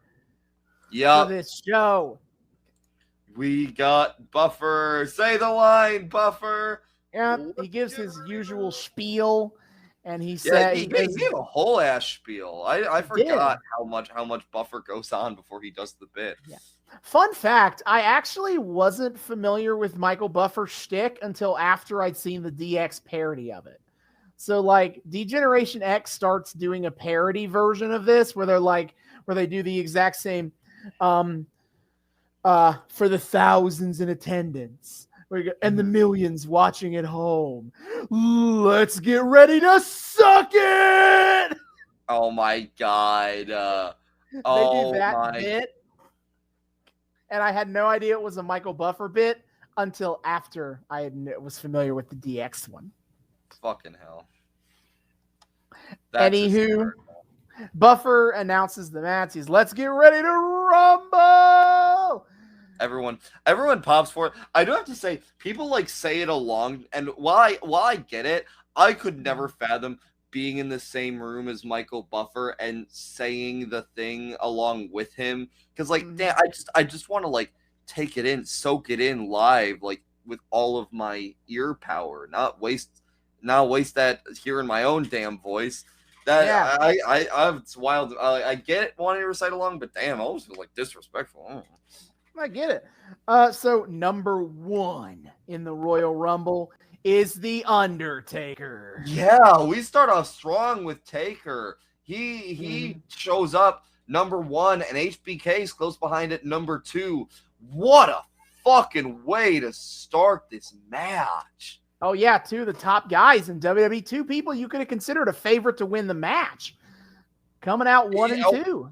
Oh, and they show that. These guys give a strong fucking show. The 2 of them, they serve as this kind of really great early through line centerpiece for the match.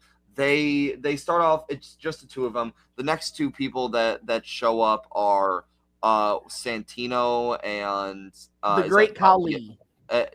Santino and Khali at 4. Both of whom get dispatched up within moments. And it just Taker and Michaels go right back to fighting each other. And even as more people come in and they're not so easily dispatched, Taker versus Michaels is this centerpiece for the entirety of their shared time in the ring for this one. I think it's a really awesome. I think it's the Rumble is interesting because we were talking earlier about how it paces itself in this really nice way, and the way it's structured lends itself to this kind of continual feed of serotonin and adrenaline, what have you. Pops. But the pops are plenty. Our cup poppeth over. No, but on top of that, there is this phenomena of there's so much going on that it gives you a lot to fixate on. Kind of, I imagine one of the other things that appeals about this is that you can kind of pick and choose what you're really honing in on while you watch. And I think providing a centerpiece of the 2 guys that are, they'll go off and fight other people, but at the end of the day, they're coming back to each other to try to get those digs in and try to be the one to push the other out. I think that is a really brilliant choice structurally. It's almost like you got something going on in the corner or in the center, and then it builds up to all this other shit going on in the corners, and it allows you to jump from thing to thing to thing while still feeling the sense of cohesion for the story of the match. I think, again, brilliant storytelling.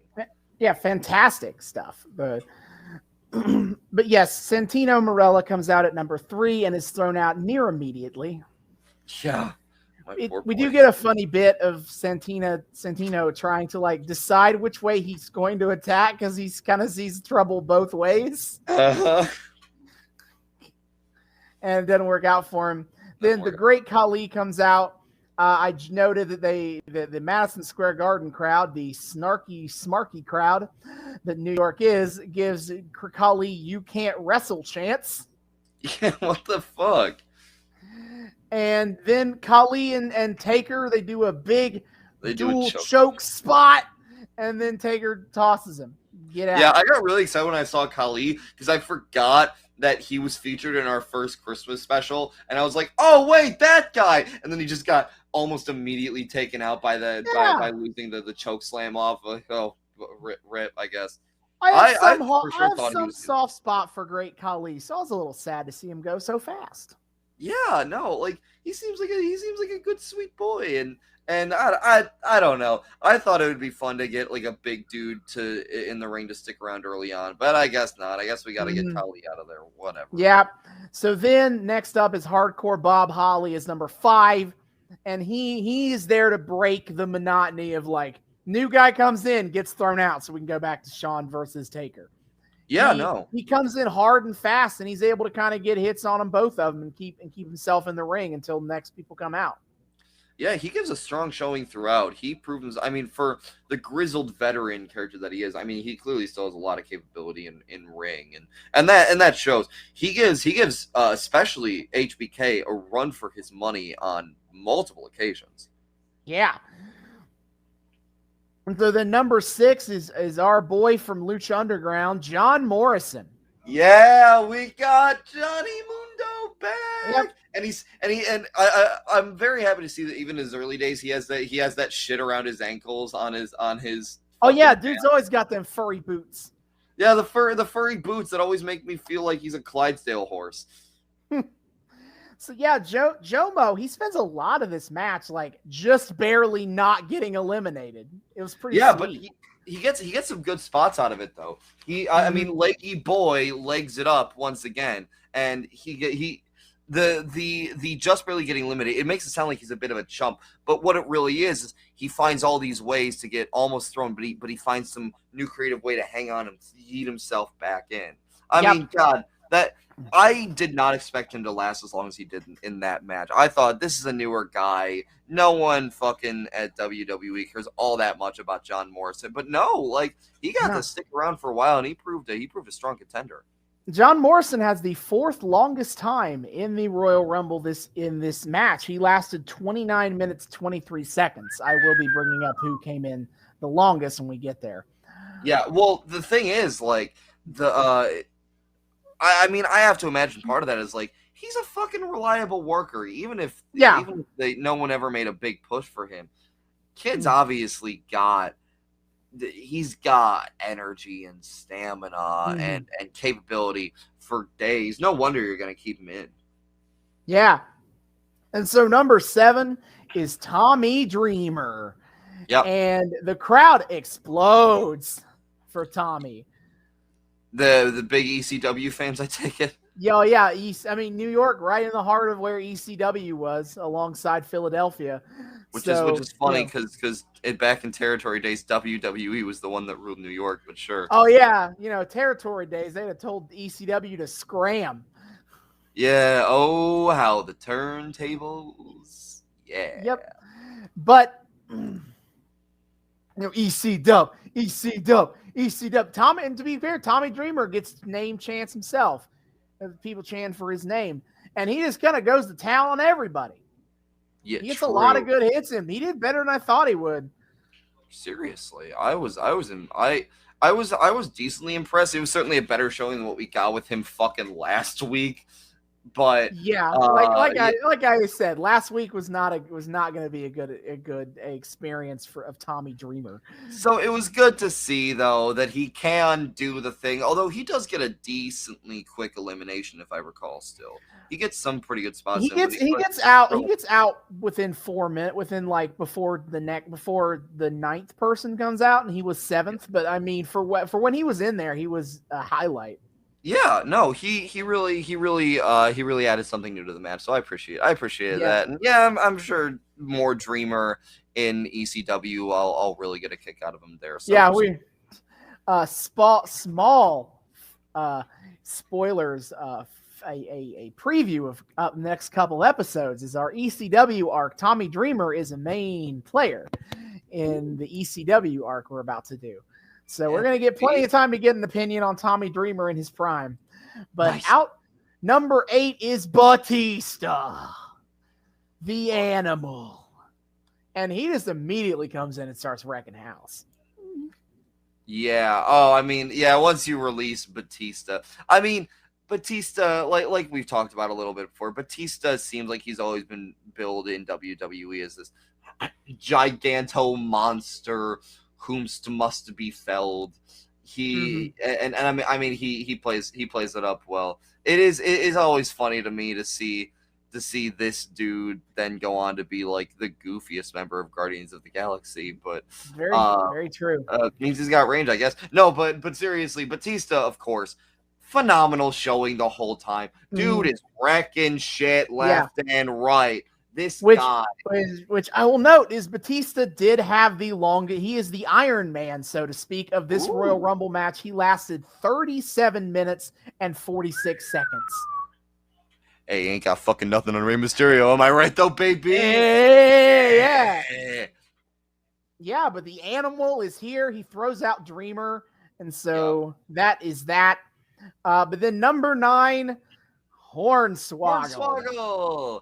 And see, here's the thing. I got actually kind of excited for a second because I was hoping beyond hope that maybe they were going to actually kind of take Hornswoggle seriously. And, like, he actually got, much to my very pleasant surprise, a pretty sizable pop.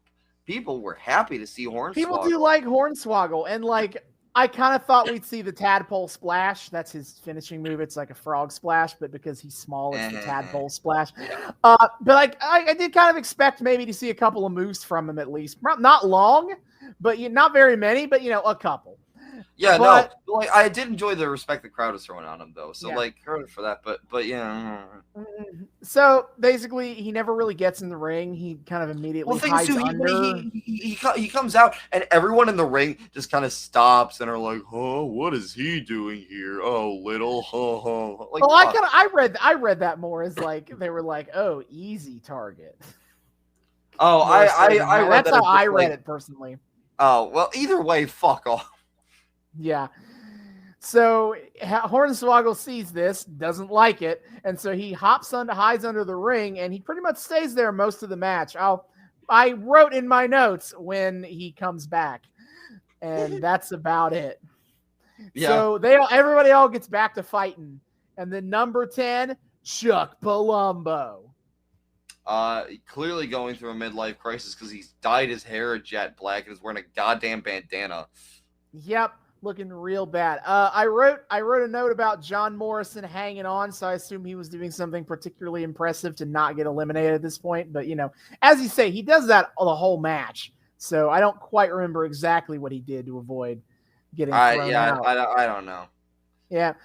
Number 11 was Jamie Noble, and he's injured, but by God, he's got to get a piece of Palumbo. Oh, so, he beelines for Palumbo. He has a bone to pick, which I feel like Royal Rumble isn't always the best place to go bone picking. But I mean, because there's a lot of dudes everywhere. Yeah, wow, it's almost like it's not a great place for a really solid one-on-one showdown. But sure, whatever. Yeah, so they brawl out in the corner and they brawl out in the ring. It's actually all right, but then Palumbo just tosses Noble out. Noble lasts about 30 seconds. Yeah, rip Noble. Fuck. And not long after he's not actually using that music yet, but Punk is here. CM Punk is number 12. He starts going at it. And I wrote a sick clothesline to Punk on a bulldog because at one point CM Punk is doing his bulldog to move to Shawn Michaels, and Undertaker just clotheslines him mid-move. Oh, yeah. That was a really cool... I mean, it's always cool to watch Taker catch someone in the middle of something just because he's so fucking hulking, right? But the other thing is, Punk shows up and pretty quickly dispatches Palumbo. He does. He throws Palumbo out. Palumbo, like, does the he hangs onto the ropes, and then CM Punk just knees him in the face and sends him out and sends him packing. Which... wait, do I have this? Like, there was a really cool spot. I thought it might have been the Punk Palumbo thing. Wasn't it? Was this the part where, like, Punk almost gets thrown out but he catches himself and gets like pulls himself back up. Palumbo knocks him down again. He pulls himself back up again and then throws him down the other way. Or is that something? I don't think that happened with Palumbo. I think Palumbo was somewhere straightforward. surprise.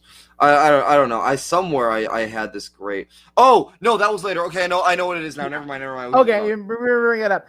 Number 13, adrenaline in my soul. Number 13 is Cody Rhodes. Yeah, Cody Rhodes, little baby Cody Rhodes is number 13. Who pre-bleach blonding. Yeah, I was about to say. Tattoo. Has a shocking amount in common with Chuck Palumbo, which is to say, I am also jarred by him having brunette hair rather than blonde. Yeah. So apparently HBK got real close to elimination. I mean, HBK was also showing off his ability. This shows that he can still be like the guy who almost gets eliminated, but just barely hangs on. He was kind of the OG of that. Like, I've made mention of skinning the cat, which is basically where somebody holds on to the top rope and their whole body is over, but they're holding on to the top rope and they're just barely trying to not touch the floor with their feet. That's called skinning the cat, and Shawn Michaels basically invented that move, or at least popularized it. Yeah, that was basically his move when he won his first Royal Rumble. But so, I look at it. So, like, HBK is kind of the OG of this, like, almost eliminated, but just barely hanging on. And he showed in this match he can still hang, even though he's a lot older these days. Yeah, no. I mean, that was the thing, too. HBK really holds on well, and his fighting holds up fucking well. God, that man was gifted athletically start to finish. Yep. I wrote Cody trying real hard to fight The Undertaker. Okay, that's the really cute spot. I've seen this video, this great video of Cody talking about, like, this Royal Rumble. He's like, my very first one, I was nervous as hell, and I felt the camera on me. And beforehand, I guess, before they went out, he had some convo with Punk about like, Punk's like, you got to find a way to get a spot out there. Talk to guys, see what you can do. And so Cody feels the camera on him, and he's like, fuck, what do I want to do? And sees Undertaker off, beating someone else up. And he goes up and hits Taker, and Taker turns around. He's like, oh, shit. He gets caught in the chokehold, and apparently Taker, like, whispers to him, like, kick me in the knee. And Cody's like, okay. And he does. And then Taker drops him and goes down a tiny bit, and Taker's like, now drop kick me. like he's a fucking sick masochist asking to be hit. But no, it's kind of the sweet story of Taker, like, taking a bump for this brand new kid who had the balls to go after him. Yeah. That's such a great spot, knowing that. Yep. Number 14 is Umaga, who just starts wrecking shit. Oh, he does. I made note of that. Umaga going to town. God damn. Yeah, he throws a couple guys. Does he throw a couple guys off the bat? At this point in time, he only gets one guy out, where he goes after Bob Holly and hits him with the Samoan spike, which is basically a thumb to the neck, which I never want to know what that feels like. Ow. So he spikes Bob Holly straight out of the ring. Holly's gone. And then he gets in a fight with Batista. He gets in a big fight with Batista, and that pays off later. Yes, yeah. Mm-hmm. But for now, Yep. Number 15, the halfway mark, is Snitsky. Yep, Snitsky's here. I made specific note. A lot of bits on commentary about how ugly Snitsky is. I didn't even get it. He just looked like a slightly thinner Kane. It doesn't look that bad. No, but you got them doing like whole commentary, because again, by the way, there's 6 commentators in this match, as the Raw, SmackDown, and ECW commentators are all doing shit, talking. Like, they all just start bouncing off each other, making jokes about Snitsky. Like, Taz is like, yeah, you got some mean, ugly sons of guns on Raw. What you got? What's going on over there? And JR's like, I wouldn't share a Subway at midnight with Snitsky. And oh no, I think Joey Styles is the one who says, either Joey Styles or Michael Cole is like, I wouldn't share a Subway at midnight with Snitsky. And JR is like, I wouldn't share a Subway sandwich at midnight with Snitsky. Yeah, what the fuck? Why are we being so mean to Snitsky? He seems like an okay guy. Mm-hmm. Anyway, number 16 is The Miz in his like butt rocks theme song and crappy pants. I know. He did he tried to do the John Cena jorts thing and it just looked even goofier. Yeah. I wrote Miz and Morrison hate Punk. Target him first. Yeah, I mean, yeah, they literally do. Yeah, they start double teaming CM Punk immediately, and they spent a decent amount of the match working together, which is like good job. They do. Although what really got me is later on there is one spot where Punk and Morrison are double team on someone, and then immediately look at each other like shit, and just start towing to town on each other again. Yeah, they're like, hey, wait a minute. Hold up, something. Well, one of these things is not fit here. Yeah. Number 17, ain't no stopping him now. It's Shelton Benjamin. And he gets stopped pretty quickly, actually. Yeah, so he runs in. He does a move where he leapfrogs up to the top rope, which is pretty dope, and immediately like hits a double move on Miz and Morrison. And then he hits CM Punk with his finishing move, and then Shawn Michaels gives him a super kick and throws him out. Kicks him out of the ring. That's it. That's the whole thing. Yeah. Rip to Shelton Benjamin. He really added a lot. Yeah. Number 18, super fly Jimmy Snuka. Yeah. Oh shit, one of our surprise boys. Yep. WWE legend, probable murderer, Jimmy Snuka. Oh no. No. Yeah, I guess I should explain that story for the peeps at home. So, Jimmy Snuka in the mid-'80s was allegedly murdered his girlfriend at the time. And he was investigated for it by the cops. But then, during one of their police interrogations, Vince McMahon came to the police station, and incredibly, he would then get off with all charges dropped after that meeting. And I would ask what happened, what was said at the meeting. Surely there would be some sort of transcript, but unfortunately they decided that meeting wasn't important enough to have a transcript of. So I guess we'll never know. Oh no! How could such an oversight have ever? Hard job policing. Sometimes things just go over your head, and sometimes things go under your table. Yes, and then the case was reopened in the late 2010s, but then by that time, it was ruled that Jimmy Snuka was too mentally unwell to stand trial, and then he died. So there is no official ruling one way or the other about what happened. Well, but also, if he didn't kill his girlfriend, I would be very fucking surprised.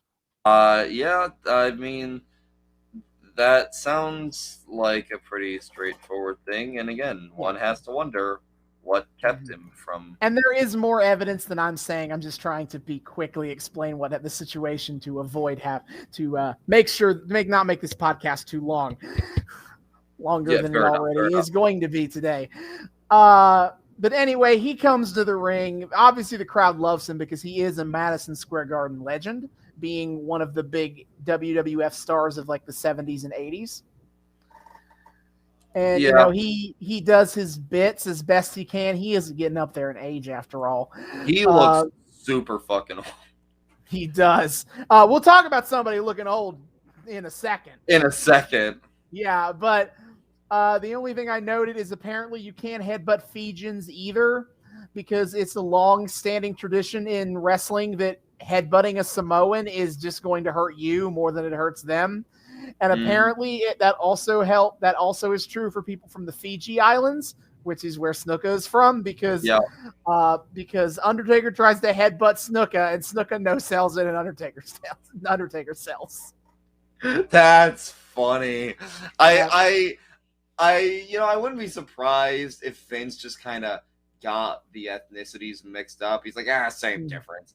But either way, fun spot to watch Undertaker actually be the one to be on the selling end of a no sell for once. Yeah, but then number 19 hit the bagpipes. It's Roddy Piper.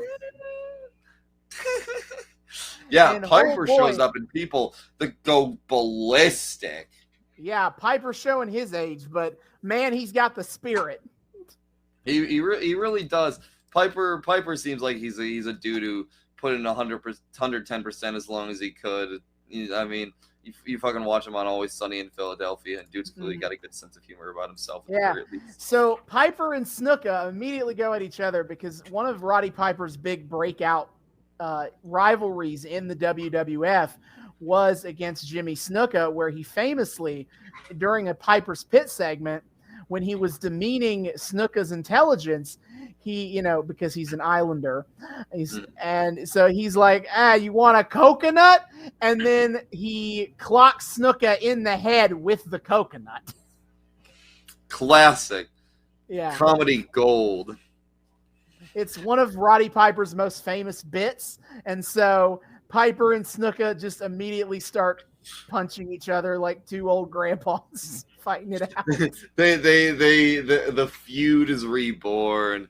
They lock eyes, and it's like the old days again. Except they're a little bit slower, but it ain't gonna stop them fighting spirit. Yeah, they try, and then number the coconut. Yeah. And then they try, and number 20 is Kane, who immediately just runs up and throws them both out. Yeah, I do have to respect that they're like, we'll throw the two old legends, the two random old legends we got for this, in here, one right after the other, and then let them do a few of a minute or so of fun, and then just get rid of them. We know what their limitations are. Get out, dump, baby. Yep. You pump them in and dump them out. No questions asked. Super quick. It's all easy. And then number 21, we're spitting in the face of people who don't want to be cool, or swapping spit with men who aren't cool, up in the air of which one it is. It's Carlito. Yeah, baby. And as I noted, he pre-bit his apple because he immediately runs in and spits in Cody's face. Yeah, you know how there's multicolored mists in wrestling that mean different things. I wonder what the apple mist means. Yeah, what does the apple spit do? It means we're gonna swap spit later. Yeah, we'll figure that out later. It's the pink kryptonite of the mist. Well, because the pink kryptonite is the joke kryptonite that turns you gay. So wait, what? That's very true, by the way. You can look it up, guys. Pink kryptonite. It's a real thing. What the fuck? But also, look, this is wrestling. They don't need help being turned gay, as we have discussed with the esteemed Miss Lefton multiple times. Yep, very true. Oh, just Marcy forget them. Anyway. Yeah, so number 22 is Mrs. Foley's baby boy. I said it before JR did. It's Mick Foley. I know you've explained JR was going to say before, but I know you've explained that spot to me before, but what the fuck? Yeah. So Mick Foley comes out, and he's going to town. I will say, though, he never got off Mr. Sacco, and I was disappointed. Dude, I love seeing Foley in this. Anytime Foley shows up is a great time. I just appreciate. He had a relatively long appearance.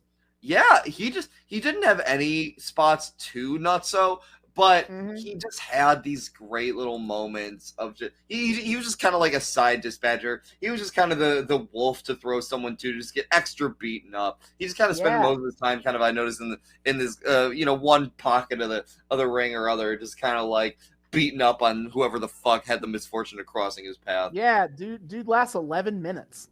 Holy shit. Yeah. I mean, God, Mick Foley's got stamina, of course, for days. I fucking love that guy. Where's number 23? Kennedy.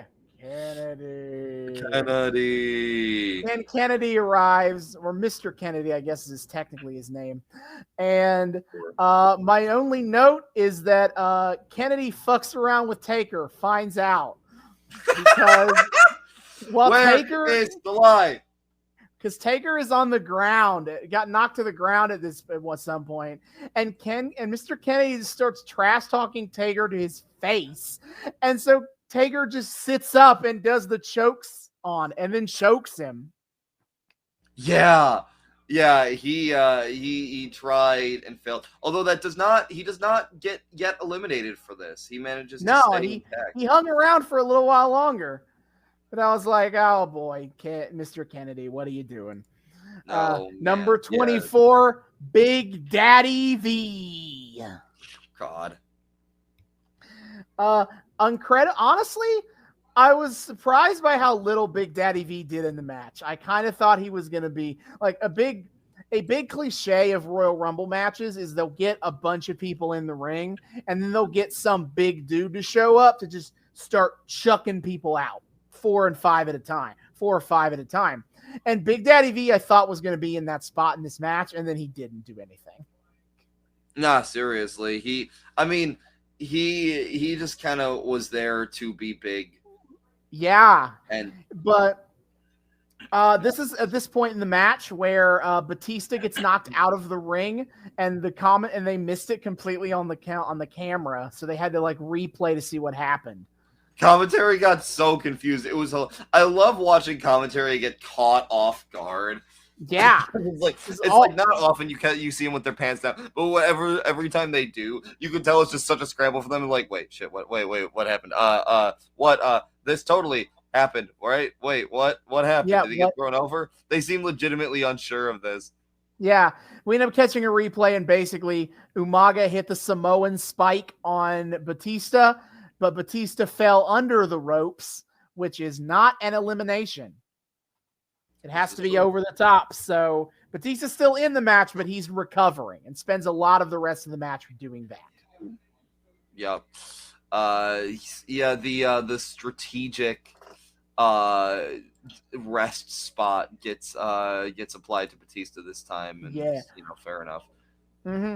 But then we get a trio of eliminations back to back to back. Yes. Undertaker throws out Snitsky, and immediately Shawn Michaels runs up and throws out Undertaker, and then immediately Mr. Kennedy throws out Shawn Michaels. There's this great moment too of Michaels throws out Undertaker, and Taker's just glaring up at Michaels, and Michaels looks kind of triumphant from the safety of his of his space in the ring, and he starts to turn around a little bit, and Kennedy just comes up right behind and whops him out too, and you just get this oh shit moment from Michaels of wait, no, I wasn't supposed to be out at the same time as him. Hold on a minute. Hold on a second. He's gonna hurt me. He's mad at me. I don't want that. Fortunately, Undertaker decides to take out his frustrations on Snitsky instead.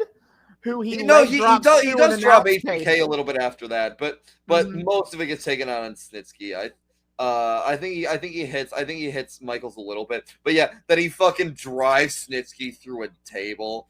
Yeah, but again, big shouts out to the Undertaker and Shawn Michaels coming in at number 1 and number 2. The Undertaker lasts 32 minutes 33 seconds, and Shawn Michaels goes. Would that be number 2 and number 3? Number 1 and number 2. Didn't you Undertaker say and Shawn was the number 1? Oh no, I meant they came out 1 and 2. Oh, I get you. Yeah, Shawn lasted 32 minutes and 39 seconds. Undertaker lasted 32 minutes 33 seconds. But they were the second and third longest, yes. Yes. Yeah. Batista was the longest. So that's so dope, though. Like again, way to give your legends their due. Yep. So then I made a note of Cody Rhodes having a spot where he does the skin the cat properly, just barely, and then he flips himself back up to grab Mr. Kennedy by the legs and almost throws Kennedy out. Yeah. It was so dope. It was insane.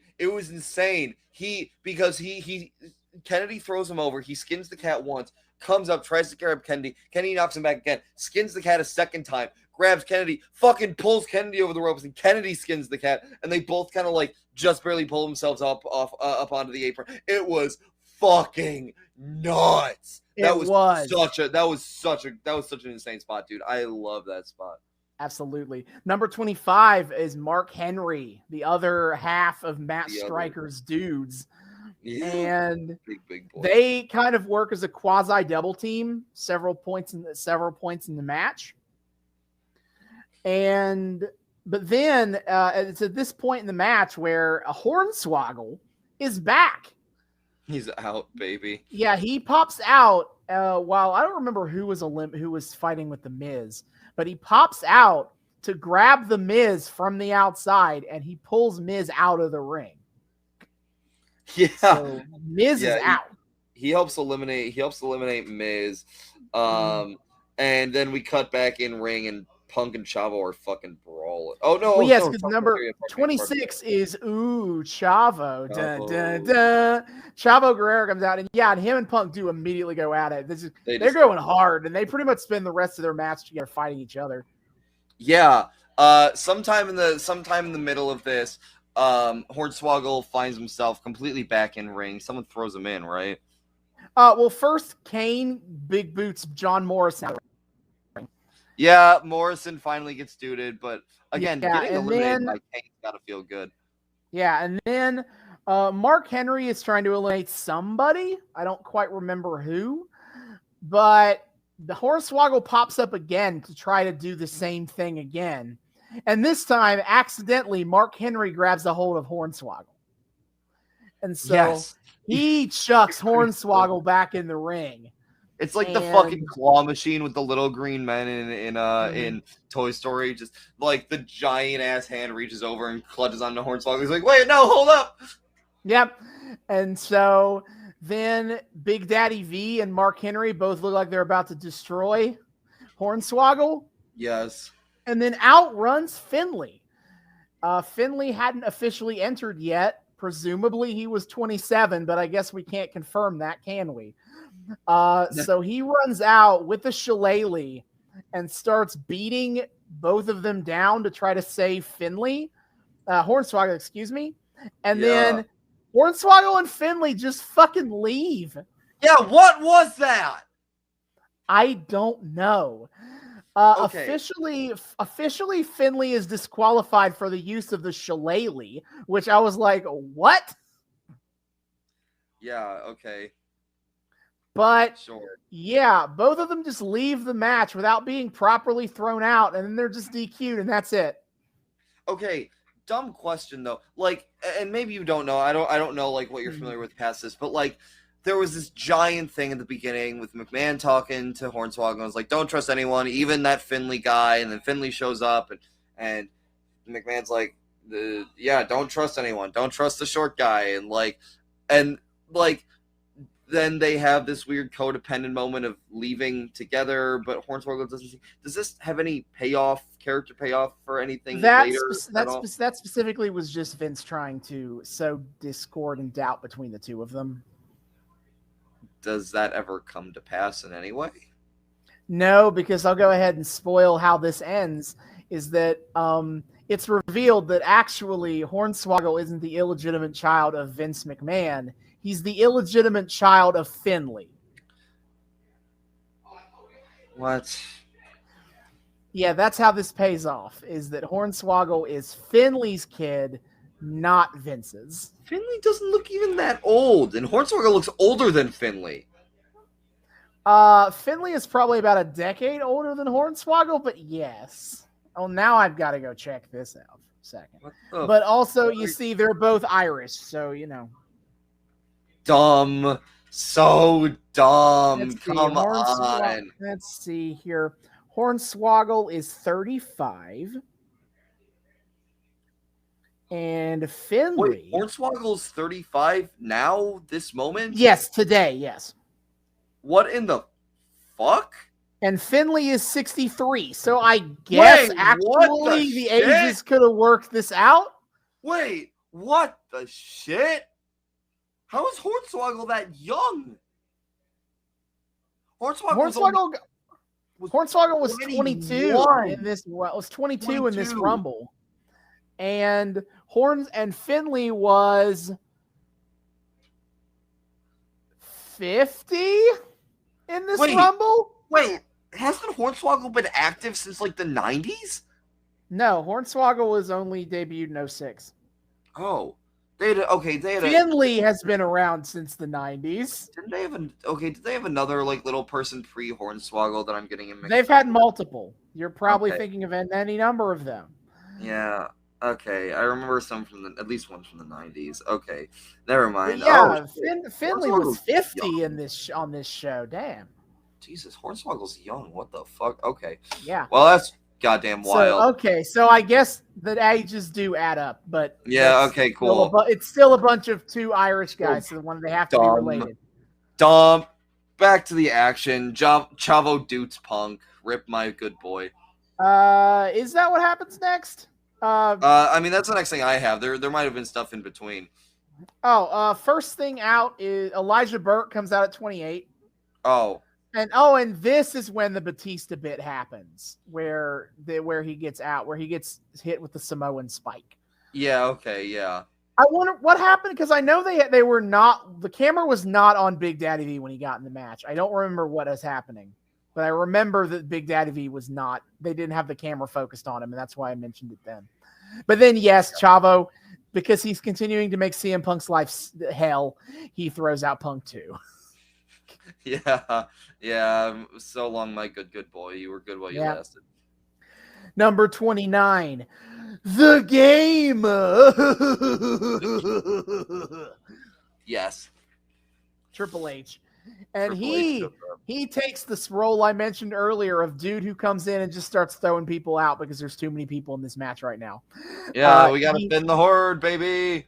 He throws out Cody in the future. This will be a win for NXT over AEW. Yeah. We made the joke of this is the closest NXT will ever get to beating AEW. Yeah. Then Triple H throws out Big Daddy V before Big Daddy V threw out a single other wrestler. Congrats. And then Triple H throws Mick Foley into Elijah Burke, and both of them go out. Good job, Elijah Burke. You were here for 2 minutes and did nothing. Yeah. And from there, everyone's just kind of fighting it out until number 30. Cool. Yeah, apparently this was fucking huge. It was. John Cena, before he had had a torn pectoral muscle, and he was expected to be out 9 to 12 months. He came back to the Royal Rumble after 3. Jesus, some of these dudes are just made of rubber. Holy shit. Mm-hmm. So John Cena was a huge surprise return that absolutely no one saw coming because of that injury timetable mentioned earlier. Yeah. And he comes in and starts cleaning the house. Cena almost immediately throws out Carlito, throws out Chavo, and throws out Mark Henry to get us down to the final 5. And Triple H immediately is like, what the fuck is He's this? So mad. He's immediately going after Cena. They have a stare down. They have a good shot where they have a stare down with the WrestleMania sign right in the middle of it, because there's a Mania sign hanging from the ceiling in the over to the side, and we'll touch more about that sign in a second. Yeah, they have the stare down. The pop off. The taunt off or rather, oh no, that's a little bit. That's in the final later. 3. First, pardon me. Yeah, Batista pops back in to be like, "Hi, I'm still in the match. You forgot about me," and I legitimately did. In fact, I was trying to count the people in the ring to figure out how many people were left, and then right before it happened, I was like, "Oh wait, Batista's still in the match." So Batista pops in and throws out Mr. Kennedy, and he throws out Umaga. And so the final 4 is Batista, Triple H, Kane, and Cena. And almost immediately, Batista and Triple H work together to throw Kane out. Yeah. getting rid of one of the big threats. I will say I was a little disappointed that Kane didn't get a little more to do. Like Kane got stuff to do, but like he didn't get highlighted a whole lot. Which he didn't really. It was just him throwing out Snuka and Piper, and then like there was a bit where like Undertaker threatened to choke slam Kane, and then Kane fakes it out. Taker fakes it out and attacks Shawn Michaels instead. Yeah, okay. But otherwise, yeah, do the brother thing, but we didn't get much more mileage out of it than that. Yeah, Kane didn't do a whole lot. It feels like there was a lot of big dudes in this match, and so I guess Kane just kind of got stuck being one of them that didn't really accomplish much. Yeah, okay. So the final three: John Cena, Triple H, and Batista. Yes. Oh, what a final fucking three that is. Yeah. So they stand in a little triangle in the center of the ring and start having a fucking taunt off. Oh yeah, Batista does the thumbs up, thumbs down. Cena just goes, "You can't see me," and then Triple H is like, "You and you suck it." Yeah, he does. He does the D-Gen X thing and crotch thrust. It was great. It was a great little taunt standoff by way of that like three-way finger gun meme from The Office. Yeah, that's the vibes I got. Yep. So they just kind of fight back and forth, and they're like, it's a lot of fun back and forth action. Yeah. I mean, yeah, it's three of WWE's finest at the time going in against each other. And it's cool to see these three paired up because they are kind of legendary all in their own right. Batista, though, eventually is the next one to go. The Iron Man falls, leaving only arch heel Triple H and arch face John Cena. Yep. Last two in the match, last two left. Yep. Yeah. No, this one was a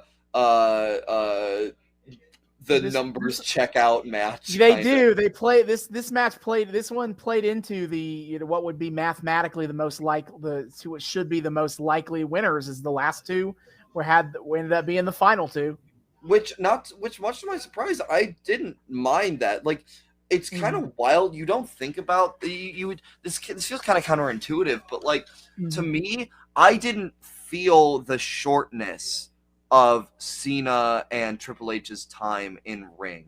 I think they both accomplished enough and had enough like highlight spots in just the little time they were in there. Yeah, that it helped, and also probably like how long the match was as a whole, like kind of helped trick my brain into. Yeah, but like Triple H lasted 11 minutes, and John Cena was only in there 8. That's still decent, decently long time. It's not like they were only like a couple minutes and then boom. That's true. I've seen much quicker wins in the Rumble. But I yelled about how they both start pointing at the sign, at the WrestleMania sign. I'm like, hey, you don't do that till you win. What are you doing? You stop. Again, taunt off part 2. They're like, my sign. No, my sign. Hey, fuck out of here. Hey, fuck you. Yeah. Yeah. So they start going the back and forth. They end up starting to hit their big moves on each other, or as I wrote it, jerking off on Triple H, FU counter, pedigree counter, double clothesline. To explain that first move, it's because the 5-knuckle shuffle is John Cena's move. You can't see me, and he drops the fist. And again, because that's an innuendo, it's the jerk off move. He even does the movement. Even when they went PG, they never fucking changed John Cena's move being called the 5-knuckle shuffle. I want to believe that they just didn't notice when they first named it that, and then I believe they would have noticed. Refused. Oh, I'm sure they noticed because again, his finishing move, which is now the attitude adjustment, was called the FU. So I think they knew. They just didn't care. But like, I love the fact they just refuse to ever admit that it was an innuendo implicitly by changing it. I find that funny. Yeah, so again, they're just hitting each other's biggest moves or countering each other's biggest moves, and then it kind of all ends where John Cena has Triple H up for the FU. He's trying to throw him out. Triple H counters. He goes for the pedigree, but then Cena grabs him and puts him back up in the FU position, and then just chucks him out of the ring. Yeah, he catches him in a quick moment and just eats it. Well, it was cool too because like earlier Cena had Triple H up on the ropes, and Triple H kind of caught himself and like they both did that. They both did like a bit where like they're like both about to throw each other over, and they both grab the top ropes and just feel like holding on. Yeah, it looks like push-ups on the rope. It's so ridiculous. But on this one, Triple H can't quite swing the same move, and just his leverage is used, and whoop, bye. And so John Cena, yeah, of course, Cena gets back, the victorious dub, and he gets the win. Of course he does, right? Like he got the big triumphant return. Of course, we're gonna put him over. Fine. Give him that title, that title run. Yeah, so he is going to WrestleMania 24, and he points at the sign, and the pyro goes off, and the show ends. Yep. Congratulations. Yep. So overall, it was a pretty enjoyable show for me. Yeah, no, I loved that. That was a super fun time, and it was fun to just kind of unironically enjoy something that WWE made just all the way through. For the most part, I just had a really good time. Mm-hmm. Royal Rumbles are all again a special amount of fun for me. Very excited to watch this year's Royal Rumble, which will have already happened by the time I finish recording this. We finish releasing this, but whatever. I was glad to get this in. You know, get one more Royal Rumble in while it's still Royal Rumble season. Yeah, no, that was a fun introduction to the medium. I found. Yep, and so that is the end of our episode tonight. Up next time, we return to AEW. Yay! It is time to continue the Women's Eliminator Tournament. We have finished the Japanese side of the first round of the bracket. Now let's flip on over to the American side of the first round of the bracket. Yeah, baby. It's going to be good shit. Mm-hmm. But that is for next time. Until then, David, hit our plugs. Yes, sir. My friends, my dear friends, thank you so much for once again joining us on yet another wonderful episode of the Noobs and Knockouts podcast. We thank you so much for being here with us. If this is your if you're a returning listener, viewer, what have you, thank you so much for once again welcoming us back into your eardrums, your eyeballs, whatever you use to consume our content. We hope you've had a great time.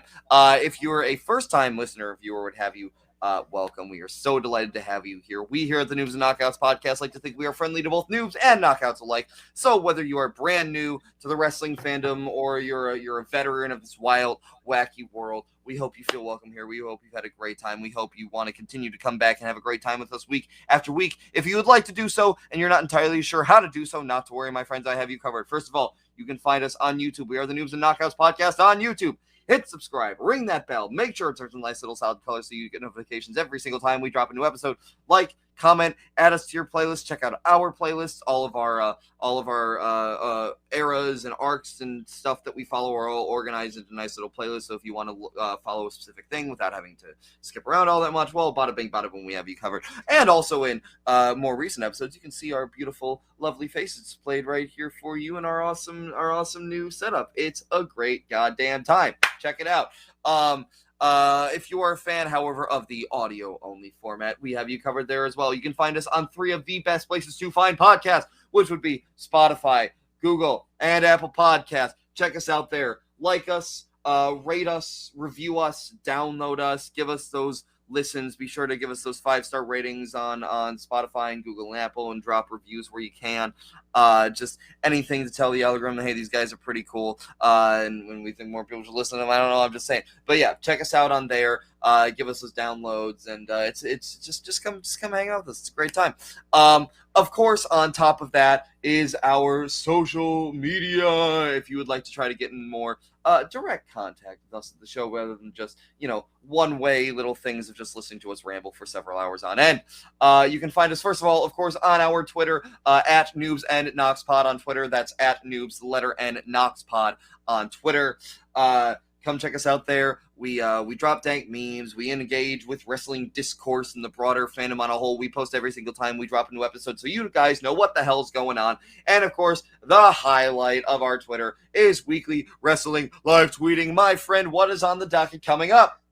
Well, I will say usually right now, I am in the middle of a show right now, so I will not generally be available on Wednesdays anymore, but for the next couple of weeks. But normally every Wednesday night on AEW, we have AEW Dynamite live at 8 p.m. Eastern on TBS. It's the one weekly wrestling show I always watch live when I can, except for right about now. So why not go ahead and live tweet it? When I'm not available, David sometimes will jump in. I do my best. Sometimes I'm also busy. Yep. So, but that is our regular schedule. And then upcoming for shows. First, we have AEW Revolution coming March 6th. It is one of AEW's quarterly pay-per-view events.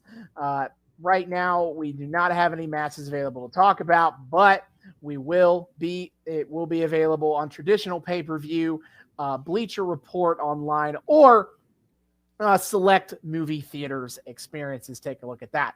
Upcoming then for the WWE. Technically, it's Elimination Chamber. That's happening on February 19th. Except that is one of their biannual Saudi Arabia shows. And I have explicitly refused to ever watch any of those. So we're skipping that one. And we're going straight to WrestleMania 38. Woo! Woo! 2-night WrestleMania coming April 2nd and April 3rd. Obviously, right now, we don't have any matches upcoming, but we will soon. By the time we record our next episode, the Royal Rumble will have happened. So we'll already know at least one person who's having a title match at WrestleMania. So who knows when we'll get started with that stuff. But that is April 2nd, April 3rd. Should be a fun time. And that's available on Peacock. And then for Impact Wrestling, we have April 23rd is Rebellion, their next quarterly pay-per-view. Again, that is way too far out to actually not have any matches to promote, but it will be available on traditional pay-per-view and on Fight TV. Delightful. Be sure to check all of that out. It's a great time to come chill with us in our live tweeting.